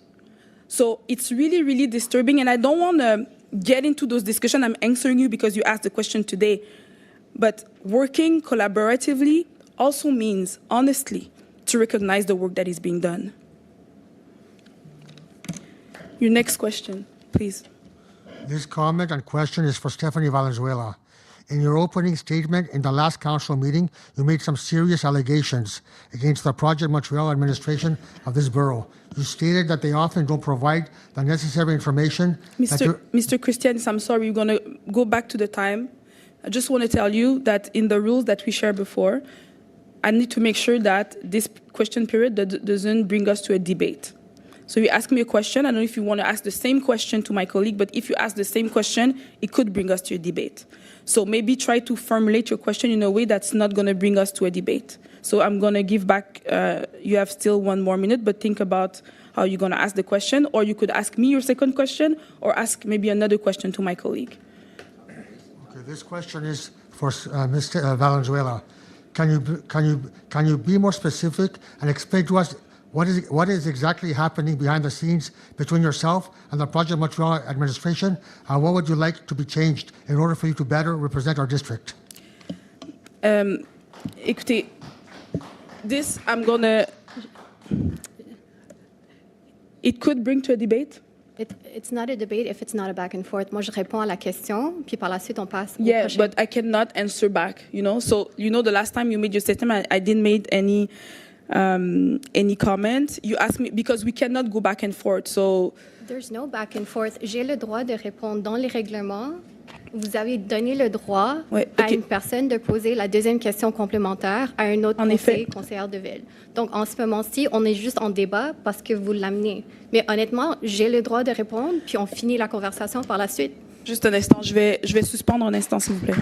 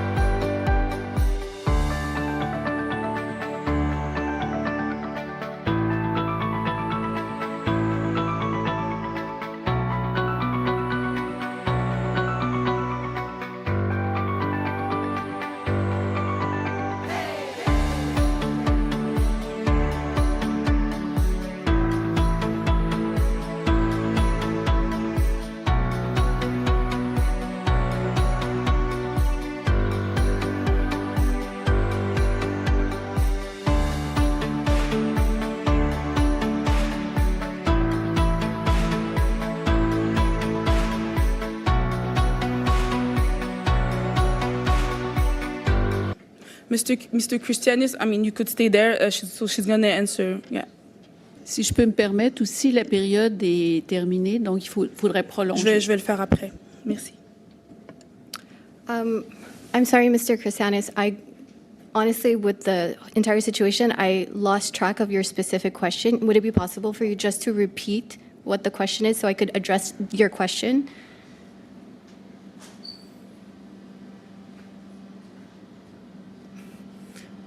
If not, it's okay. I could go based on what I remember.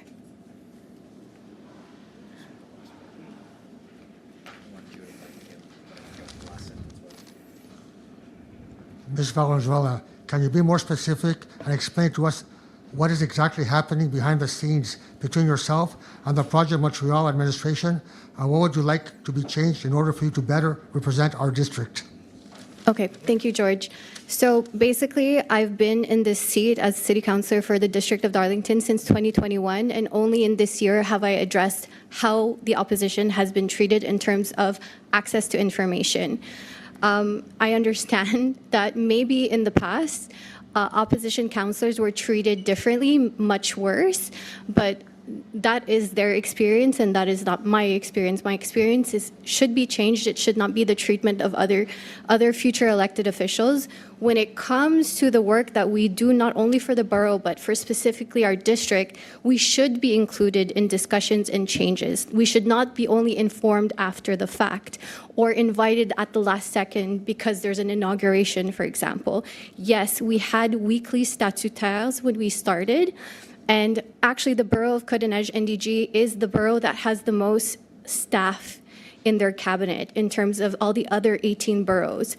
So, and rightly so, as it's the borough that is the most populous and that has quite an amount of different realities depending on the districts. However, if you looked at my calendar or if you look at all of the unanswered emails that I have with regards to the questions in my district from 2021 to now, I have a compilation. I have a folder of screenshots of emails that were never answered and that I have to consistently follow up because I don't get an answer. Yeah, first year we had statutaires every week and I really appreciated them. I appreciated working with that specific staffer. But in the last 2 years, I'm lucky to even have a statutaire every 2 months. And on top of that, to get the answers in a reasonable delay after the statutaire. Sometimes I have to add the same subject to the following statutaire because I never got it in the previous statutaire. So I think it's a lack of communication. Maybe on their end, they would have had information that they could have shared with me or could not share with me, but they were never, it was never communicated that the information was to come and at what point the information would come. It was also never communicated to me, for example, when I send an email, like at least do an accusé de réception. I don't even get that. So it's just basic respect in terms of what the position is as a city councillor. And again, like we only have 11 months in this mandate. There is no guarantee that I will be the next city councillor for the District of Darlington. So all I'm asking for the future elected officials, whether they're in the opposition or sitting in governance, just treat your elected officials equally. Just because you're in the opposition or you're not in the opposition, you are representing your residents and you should receive the same access to information without having to do access to information requests. That's it. Thank you, George. Merci, Maître Reeves. Donc, je propose à l'appui de Despina Sourias de prolonger la période de questions de 15 minutes. Donc, la prochaine personne est Irwin Rapaport.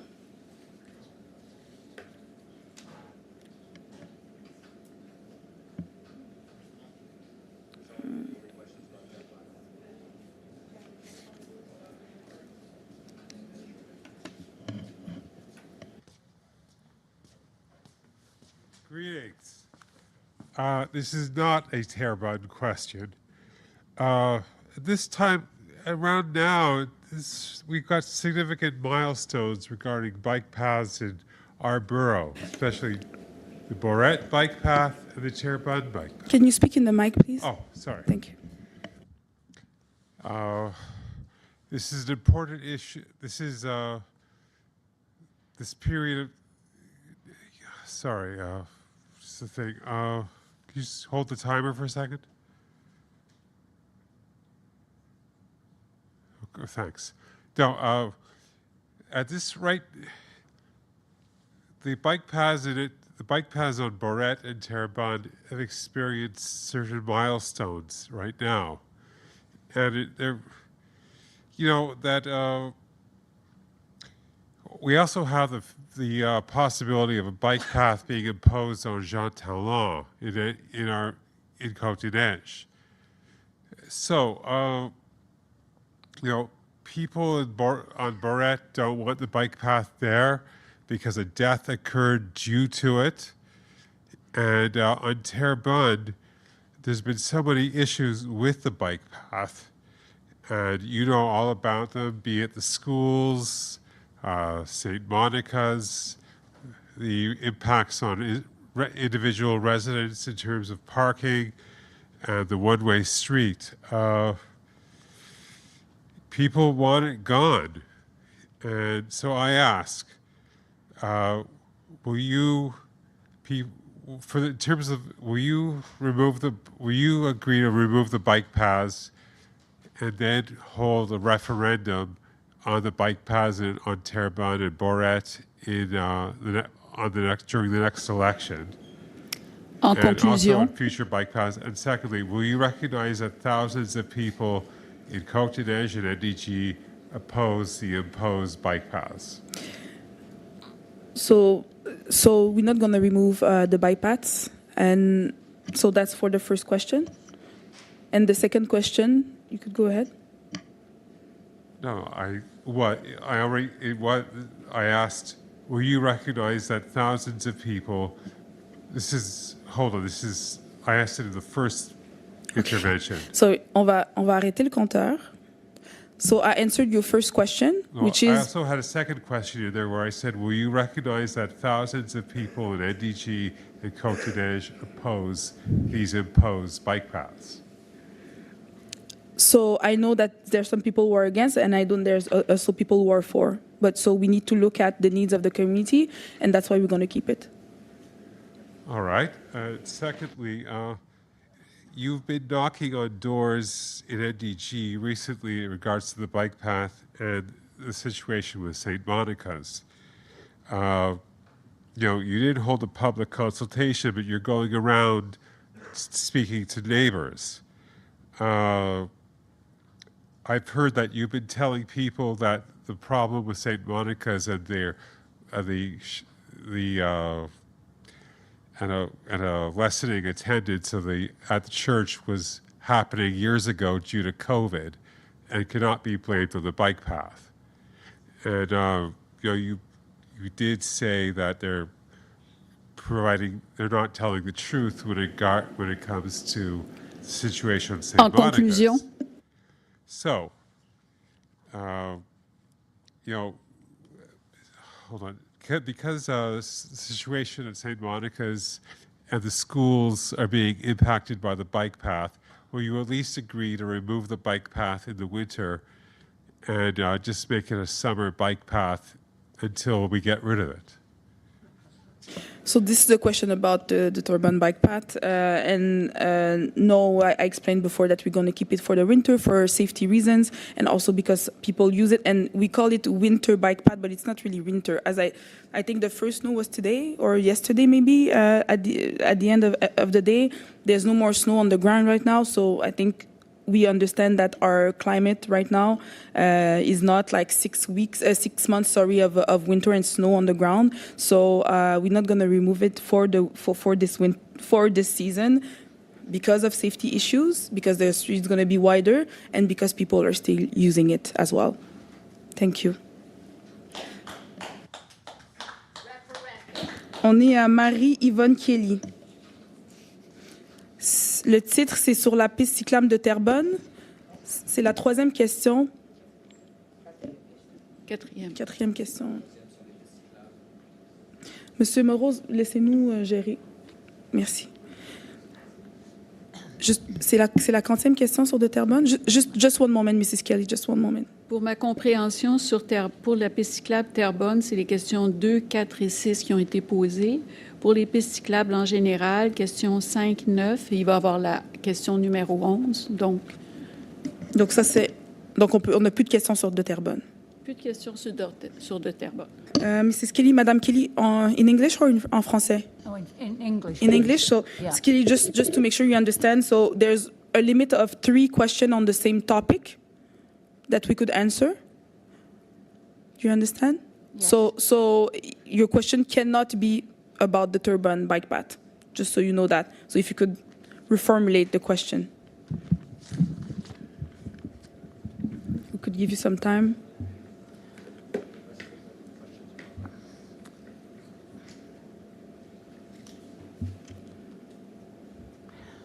Okay, let's talk about democracy.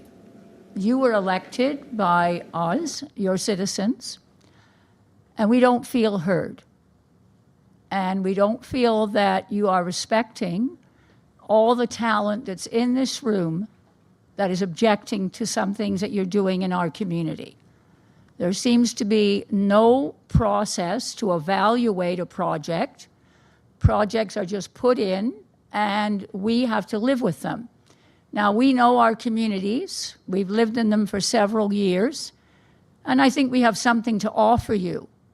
And I feel that there seems to be no mechanism to come up here tonight and just to speak for 2 minutes really is not satisfying at all as a citizen in this process.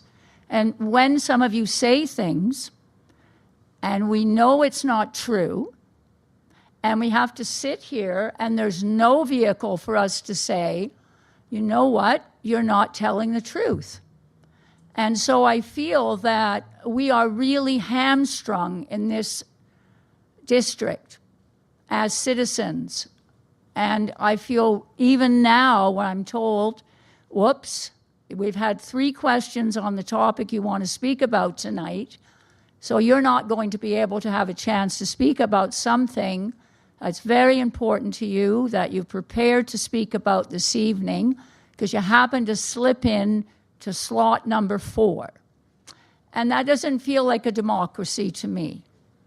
And I'm not sure what you can do to change it, to make it better, to sit back and say, okay, we've done some projects, let's have an evaluation process of what that looks like.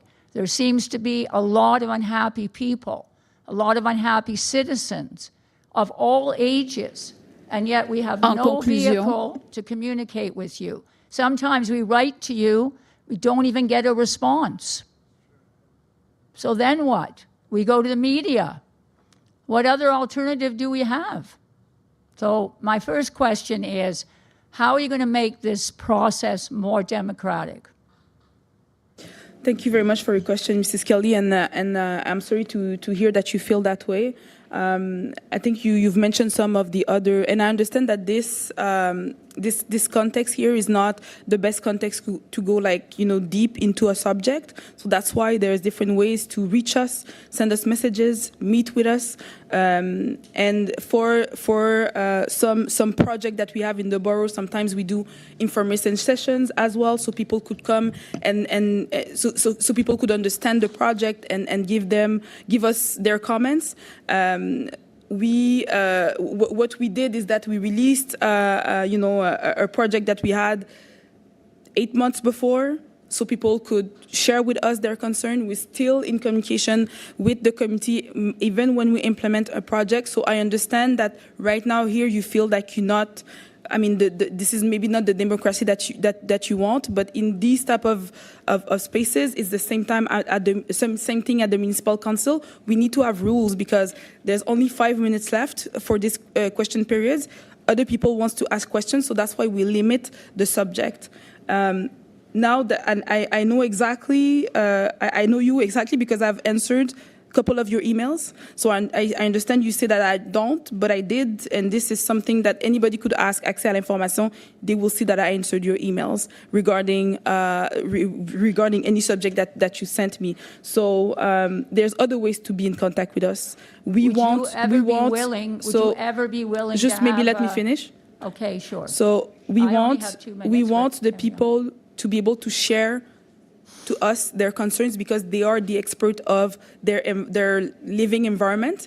But we are 185,000 people, so I understand that you don't like one of our project, but many other people like it. So what do I do?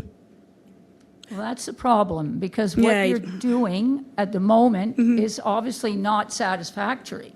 You can tell by the response in the room.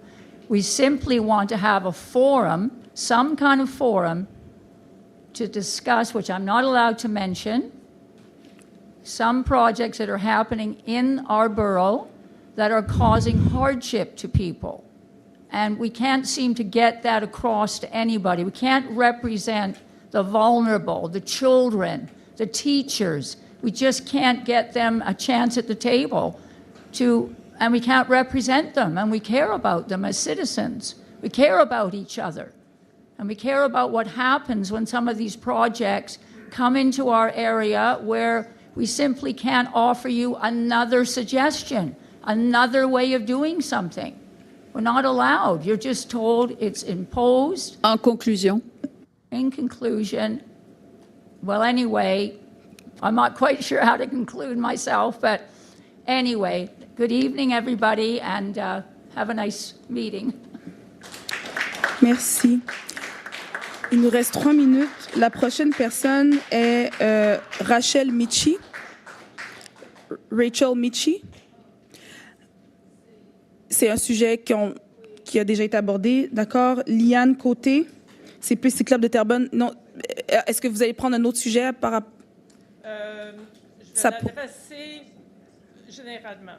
OK? D'accord. On ne peut pas parler de Terrebonne juste pour que vous sachiez. Oui, mais je vais parler en tant que citoyenne, puis ce soir, je lance des fleurs. Dans le micro, s'il vous plaît. Oh, I'm not comfortable with mics, so I'm trying. Okay. I want to throw flowers tonight. I appreciate how difficult it is to do the work you guys do, and your team and you are doing great work. Really appreciate it. I'm speaking as the majority of citizens in this city. I get around this city through public transit, on foot, and on bike. That's the majority of us. So recent events have made me feel finally heard, and that space was being made for me and my active transportation.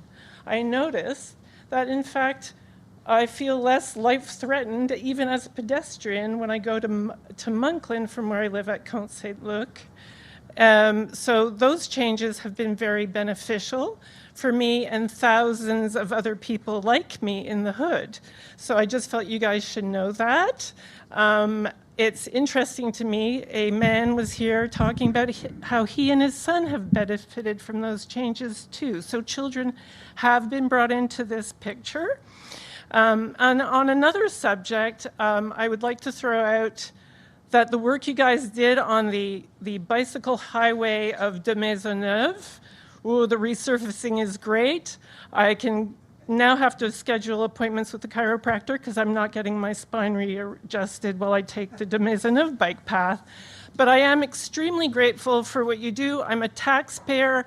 I'm amongst thousands of people in the city who this is how we get around, on transit, on bike, and on foot.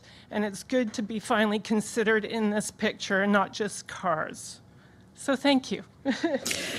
Merci. Merci beaucoup. Merci beaucoup. Donc, je veux dire, on l'entend, c'est un travail qu'on doit, I mean, sorry, we hear, it's a work that we need to continue to make sure that we make, you know, active transportation safer in the city. It's not easy because it's a change, that many changes that we're making. We understand that it's not easy for everyone, and our role is to find solutions when maybe there's things that doesn't work perfectly in the way that we planned those changes. Donc, il nous reste 15 secondes. Peut-être je vais prendre Gilles Chiasson pour... mais là, c'est sur les pistes cyclables, les prochaines questions, puis je pense qu'on a déjà fait les 3 questions. Donc, je suis désolée pour les personnes qui sont ici. On va passer à la période de questions en ligne. Point de privilège, Madame la mairesse. Oui. L'augmentation du nombre de pistes cyclables n'est pas un sujet qu'on a abordé durant la session. Donc, si vous permettez, on peut inclure M. Chiasson parce que le sujet n'était pas encore abordé. En fait, le sujet des pistes cyclables a été déjà abordé plus de 3 fois aujourd'hui. Puis là, je parle, ça, c'est en plus des questions sur la piste cyclable spécifique de Terrebonne. Madame Reeves, Maître Reeves, est-ce que vous pouvez confirmer? OK. Donc, on va à la période de questions écrites maintenant. Maître Reeves, Monsieur Plante, je vous demanderai de nous accompagner, s'il vous plaît.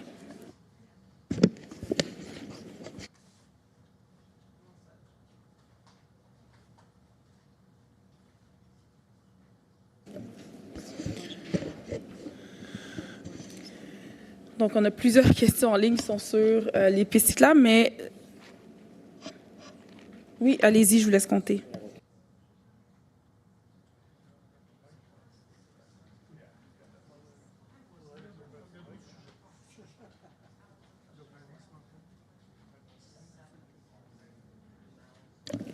On passe à la troisième question, puisque la première était sur Terrebonne, la deuxième sur les pistes cyclables de façon plus générale. La question était de Luc Plamondon. Question numéro 1. Les locataires sont tenus à des standards élevés. Un retard ou défaut de paiement peut mener à une expulsion. Mais juste un instant, Maître Reeves, il faut juste le temps pour la période de questions écrites, s'il vous plaît, de la part des techniciens. Pardon?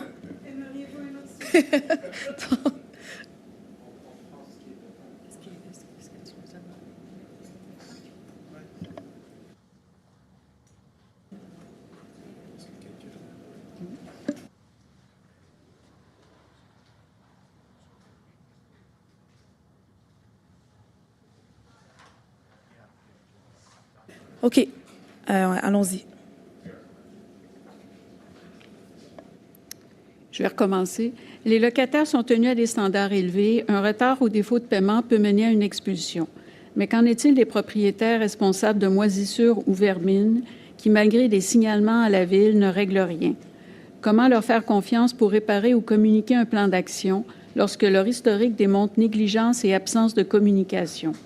Quelles mesures la Ville prend-elle pour les tenir responsables et assurer des conditions de vie sécuritaires?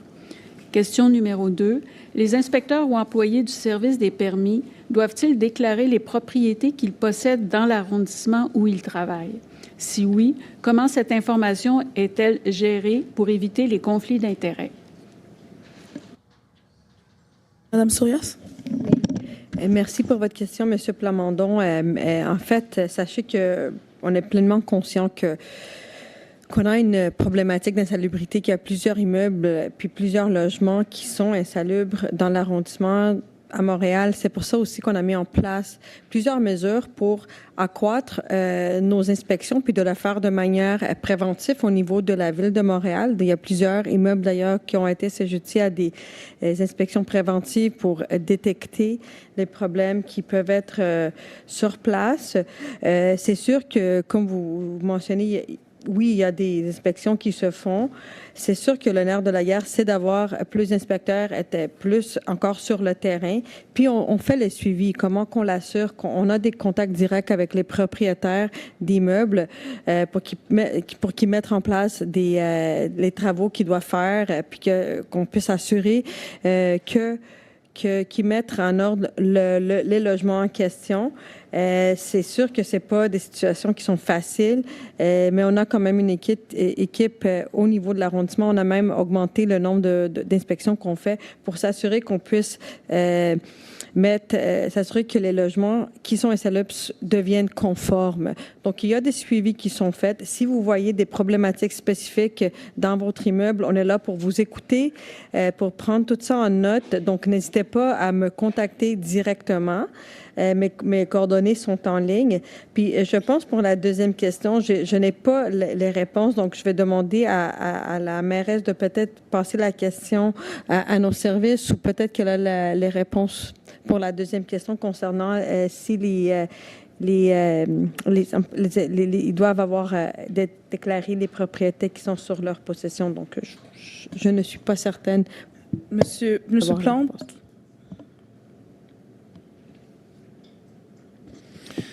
En fait, il faut comprendre que pour les gestionnaire de la Ville, il y a un formulaire qui est obligatoire de remplir où on vient préciser les propriétés qui sont détenues par les gestionnaires.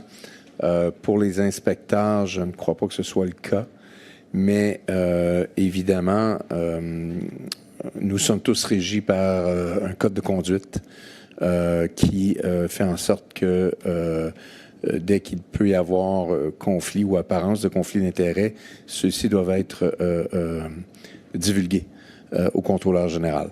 Donc, il y a des mécanismes de surveillance et évidemment, et on veut pas, je veux surtout pas présumer de rien là, dans la question, mais évidemment que les citoyennes et citoyens ont aussi des recours, entre autres envers le contrôleur général, pas envers, mais vers le contrôleur général ou encore vers l'ombudsman de la Ville de Montréal dans des cas où des gens auraient des questions. Merci beaucoup. La prochaine question. Oui, alors, question from Aiden Dejean regarding unhoused people. So greeting and thank you for your time and consideration. I have witnessed an unhoused person inhabiting the area in front of the main entrance of the Benny Library for over 1 year. He lives on the bench by the main entrance use multiple electrical outlets, the Wi-Fi and urinate defecate under a tree in Benny Park. Why is this acceptable? My daughter walks by this space daily to go to school. She should not be exposed to this risk. We should have systems in place to help this person. Why has this situation been allowed to take over a year to do anything? Madame Sourias. Thank you for the question, Aiden.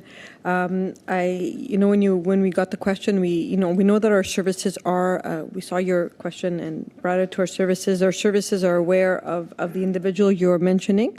That person is generally not aggressive.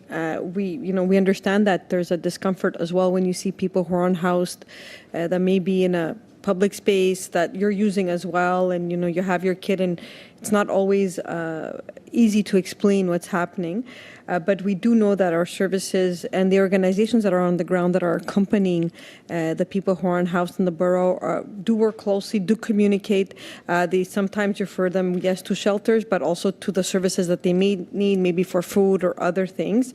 So we are actively working on solutions as well. We've just announced, that we got a land in CDN-NDG that we're going to be making housing on. So housing is one of the solutions, of course, and the city does have some levers in that, but we don't have all the powers to build enough housing for everyone. We need to work with the other levels of government. We're doing that.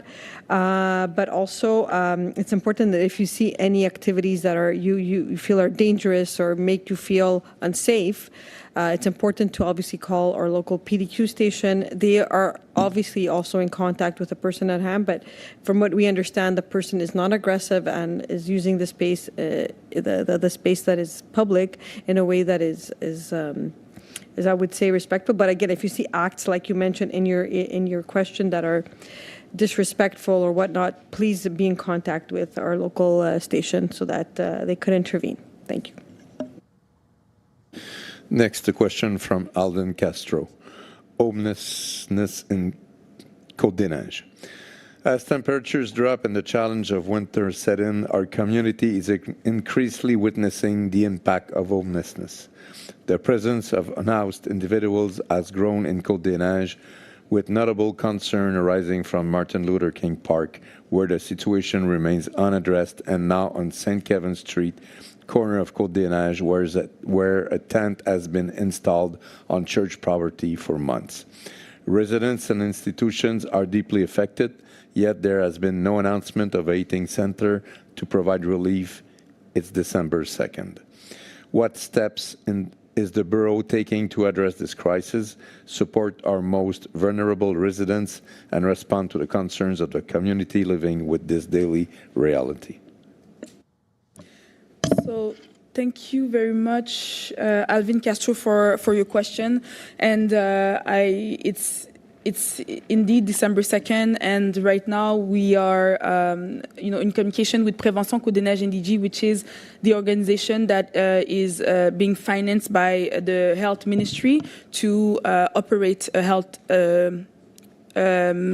shelter.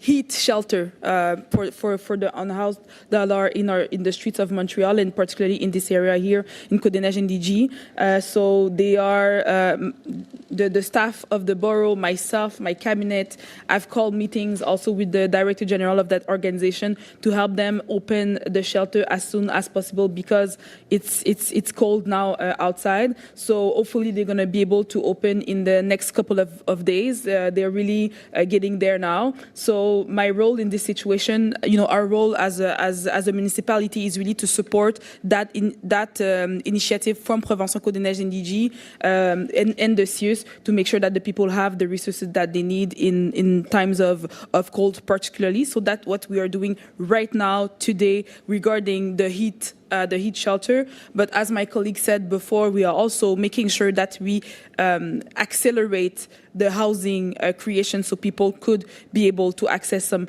housing as soon as possible. So we work on the long and short term regarding homelessness. Thank you. Next, a question from Cathy Carbone-McNally regarding food insecurity in NDG. In the Gazette, it said that 15% of Montrealers are experiencing food insecurity and that the food depot in NDG lacks sufficient funds from the province and must turn people away. This seems like a crisis that should be addressed now. Is there a plan to use the abundant municipal funds at your disposal to help the most vulnerable people in our community? I think you announced that millions of our tax dollars are being invested in more big C bikes, especially for the winter.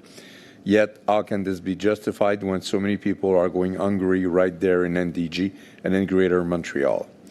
What concrete action can you take to give much-needed financial support to the NDG Food Depot at this critical time? What are your plans to provide better shelter for the growing number of homeless people this winter in our borough?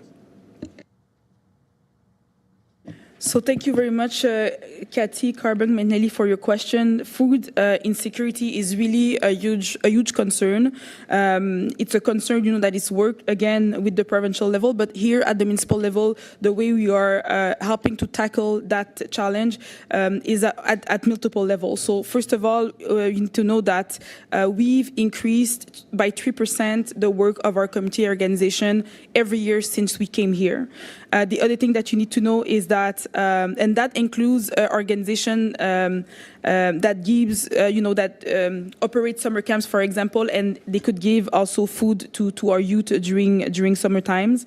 We've give food banks have received $1.5 million from their borough since 2021. This is a lot of money. This is the taxpayers of Montreal who gave $1.5 million to the food banks here in Côte-des-Neiges-NDG since 2021. The other things that we're doing is that we are investing a lot and expanding the opportunities of urban agriculture in the borough. So, for example, the depot had a space at the Placette Guillaume Couture, for example, where the people could go and take the food that was planted by the citizens.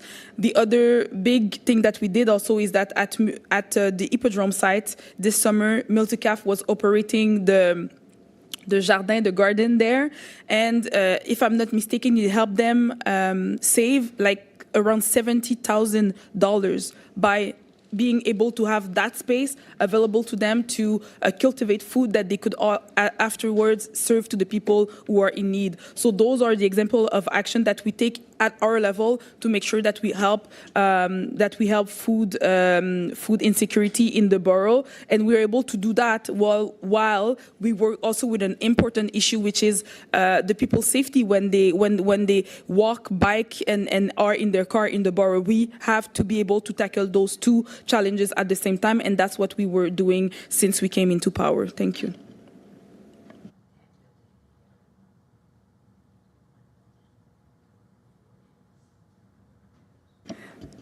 Donc, c'est la fin de la période des questions des membres du public, des questions qu'on a reçues en ligne. Donc, les questions qui ne sont pas sur la piste cyclable de Terrebonne ou sur les pistes cyclables en général. Ce qu'on va faire, si les élus sont d'accord, c'est qu'il y avait des questions auxquelles on n'a pas pu répondre de personnes qui sont en présentiel. Pardon? Oui, Monsieur Morose. Juste un instant. Oui, Monsieur Morose. Vous pensez que les questions écrites doivent être épuisées avant qu'on puisse explorer les questions en personne? En fait, il y a des questions en personne. Il y a des personnes qui sont là en présentiel, fait qu'on veut s'assurer qu'ils posent leurs questions. Oui, c'est ce que je voulais durant la planification des règles et vous l'avez contredit. Vous avez dit on doit finir les questions écrites avant de passer aux questions qui restent en oral. Donc, monsieur, on va aller aux personnes qui n'ont pas parlé. Puis là, si je ne me trompe pas, on a Rachel Michi. She left. Liane Côté a posé sa question. Il y a Gilles Chiasson et Valérie Joanne Kézé. Oui. Est-ce que vous êtes inscrit? En effet, Maître Reeves m'a envoyé un courriel de confirmation pour 2 questions de l'Association des condos rouges 5 et 6. Je l'ai par écrit, mais je n'ai pas entendu votre... Maître Reeves m'a envoyé... Il y a eu confusion. Il y a eu dépôt de documents. J'ai reçu des documents, mais il n'était pas question de période de questions. Ah, OK. Non. Fait que comment ça fonctionne? C'est notre première fois ici. Ce qu'on va faire, c'est qu'on va prendre les questions des personnes que j'ai nommées, puis il y a quelqu'un qui va aller vous voir pour vous expliquer comment ce qu'on peut faire pour vous répondre. Donc, Gilles Chiasson et Valérie Joanne Kessé. Donc, Gilles Chiasson. Allez, oui, allez-y.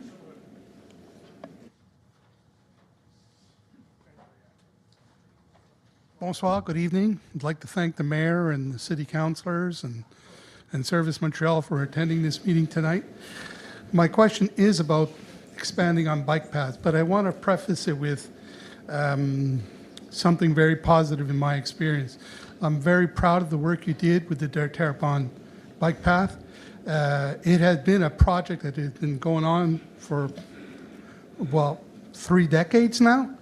And I think there's been enough consultation. It may not be perfect, and I'll give you that, but it's been pretty good. Now, my question is, what are your plans to expand on bike paths, considering that only 3% of the streets in Montreal have bike paths? It seems kind of like 97% of the car drivers are getting a really good deal here. So how about selling me on a new bike path? Madame Sourias. Thank you for your question, Mr. Chiasson.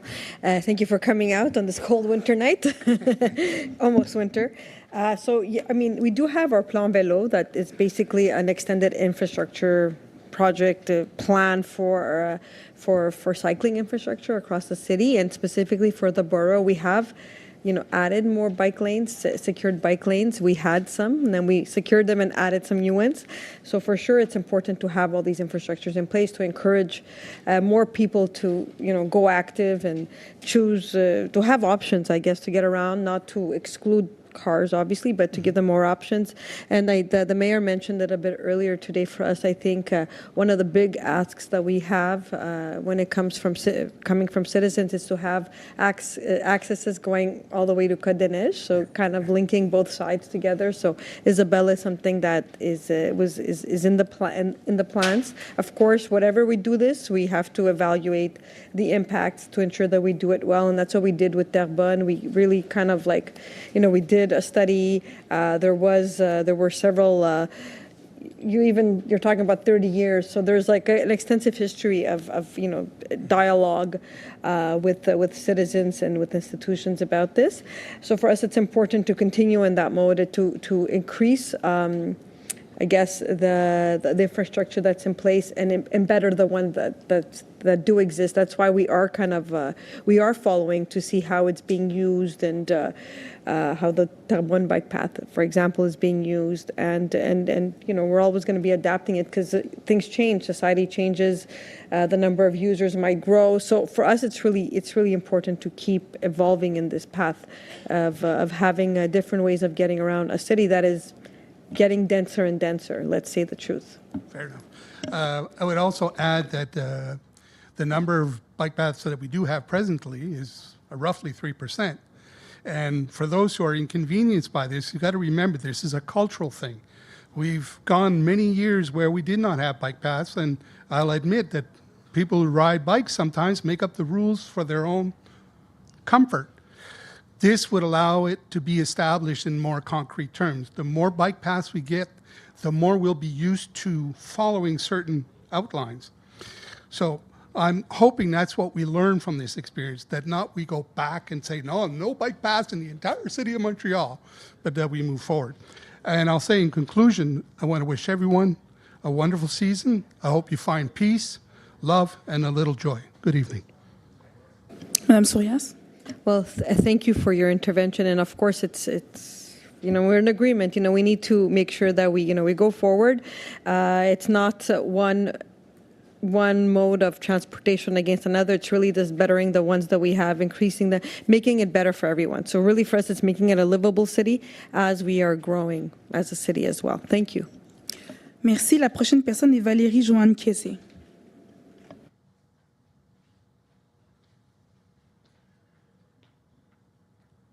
Bonsoir, Madame la Mairesse. Bonsoir. So the many landing stages that can accommodate several vehicles located in front of St. Monica's Parish, St. Monica's Elementary School, the OMHS Habitation de Terrebonne, and the Mackay Centre Philip E. Layton School must absolutely be maintained in accordance with the borough's universal accessibility obligations.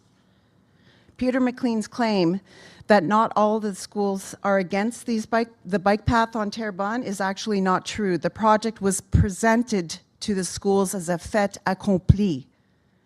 And Willingdon School and the teachers did not feel free to disagree that day.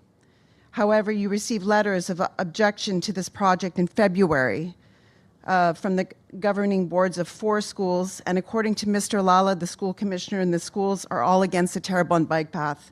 The MSB chair, Mr. Ortana, also wrote you a letter saying he was steadfastly against the project because it will disrupt the running of all 4 schools and cause new safety concerns for the children that were never there before, such as having to cross an active bike lane to come off and on the bus. Mackay and Philip E. Layton schools, they need their drop-off lane in front for many reasons. This is a guaranteed right. There was a petition against the Terrebonne bike path 2.0, not against a bike path on Terrebonne, the Terrebonne 2.0 bike path. 1,500 written signatures. Change.org, 1,600 signatures. In spite of all this information, you still won't listen to a new way of doing things. En conclusion. Many residents will be hunting for parking in vain because of your lack of foresight and unwillingness to listen to the needs of the majority of people in NDG. I'd like to know where is the respect for the majority of the citizens in NDG who signed these petitions? Thank you very much, Mrs. Casey, for your question. It's really a challenge, honestly, I have to say. Knowing that the discussion for the reconfiguration of Terrebonne have been happening for 5 years, knowing that we came to the population in October 2023 with after 2-year study to share with them what we suggest as a plan, and the goal was to implement it in July. We spoke to the schools.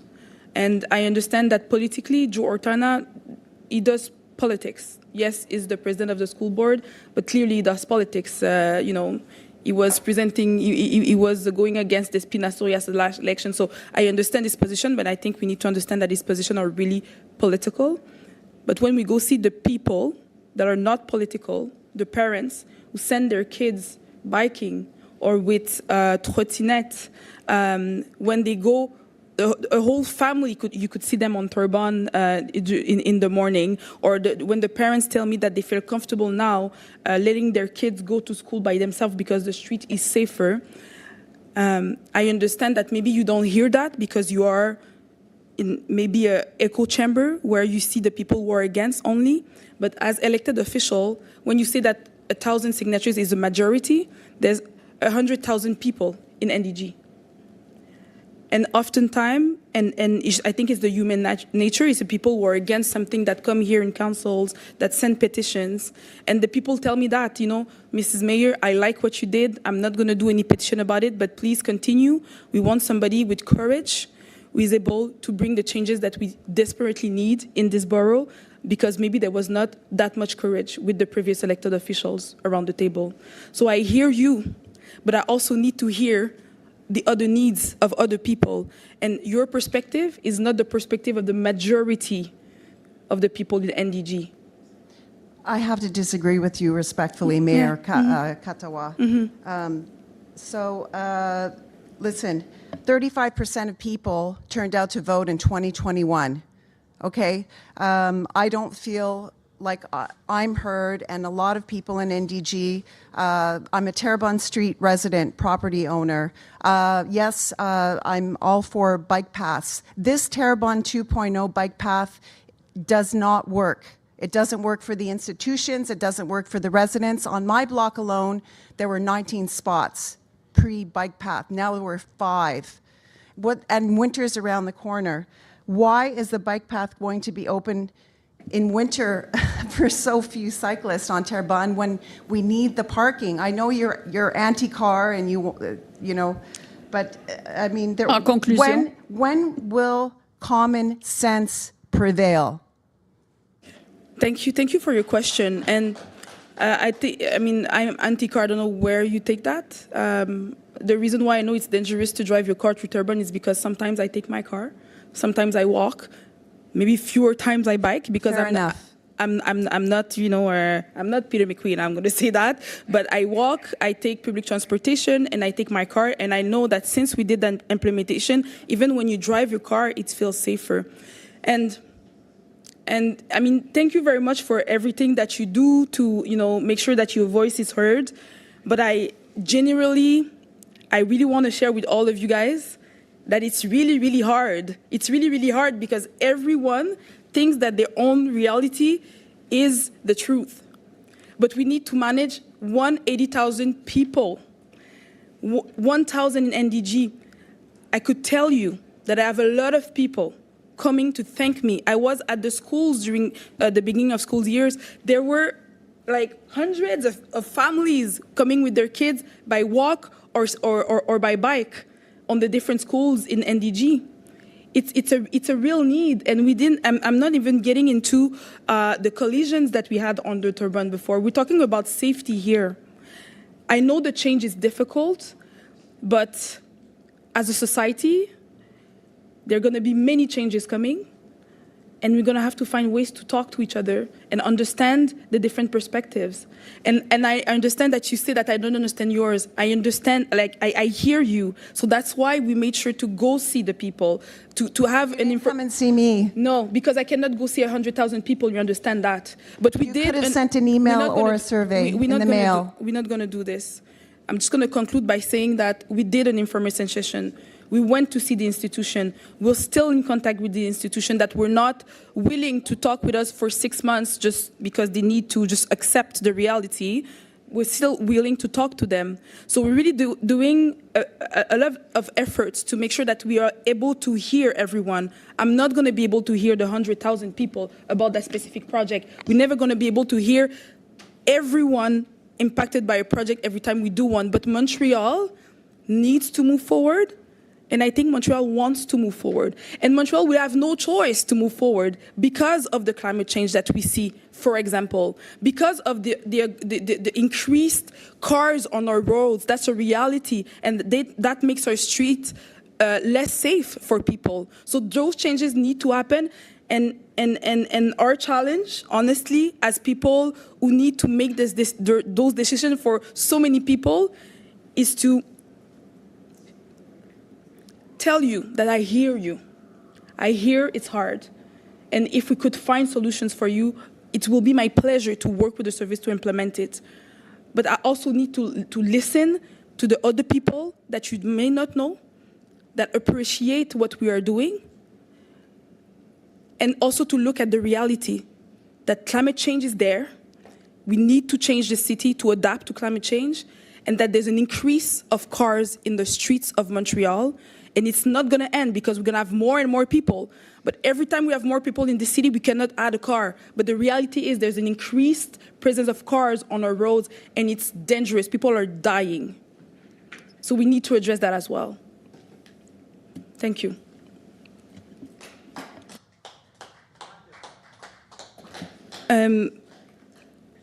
Donc là, on a répondu à toutes les questions des personnes qui sont encore avec nous en présentiel. On a passé les 4e questions qui sont en ligne, qui sont sur les pistes cyclables de Terrebonne, qui sont sur les pistes cyclables en général. Moi, je proposerais à l'équipe qu'on puisse continuer parce qu'il y a encore des gens en présentiel, puis peut-être qu'ils veulent entendre nos débats sur les prochains sujets. Donc, si ça vous va, moi, j'arrêterai la période de questions ici. Donc, Pardon, point de privilège. Les questions écrites ne sont pas épuisées, de ma compréhension. Les questions écrites ne sont pas épuisées à date. Merci. Donc, c'est exactement ce que je viens d'expliquer, M. Morose. Donc, ce que je dis, c'est que comme on a répondu à toutes les questions des personnes qui sont ici en présence, qui sont déplacées, qu'on a répondu au moins 3 fois à plusieurs des questions qui sont en ligne, c'est-à-dire qui concernent les pistes cyclables de Terrebonne et les pistes cyclables en général. Je proposerais, parce qu'on a des sujets importants à traiter à l'ordre du jour, et je pense que peut-être que les gens voudraient entendre ces éléments-là, je proposerais qu'on arrête la période de questions ici parce qu'on a répondu à toutes les questions auxquelles on devait répondre, et puis qu'on prenne une courte pause et qu'on continue notre ordre du jour. Il nous reste combien de temps pour la période de questions écrites? Parce que moi, je propose qu'on lit les questions qui nous restent, et on a juste 1, 2, 3 qui nous restent. J'appuie le maire et je demande le vote. Donc, je demande le vote nominal sur un point de... Non, écoutez, honnêtement, je pense que la plupart d'entre nous, on est d'accord, là. Donc, moi, je propose à Pide Despina Sorias de prendre une pause à ce moment-ci. Merci.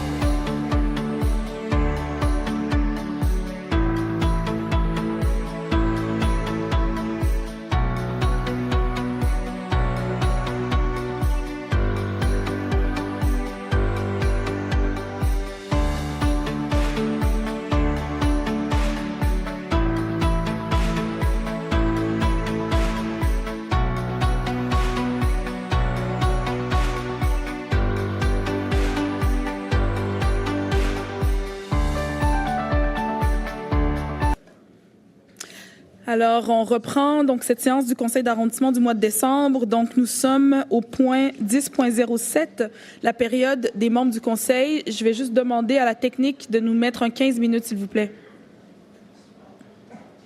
Le 15 minutes pour la période des membres du conseil.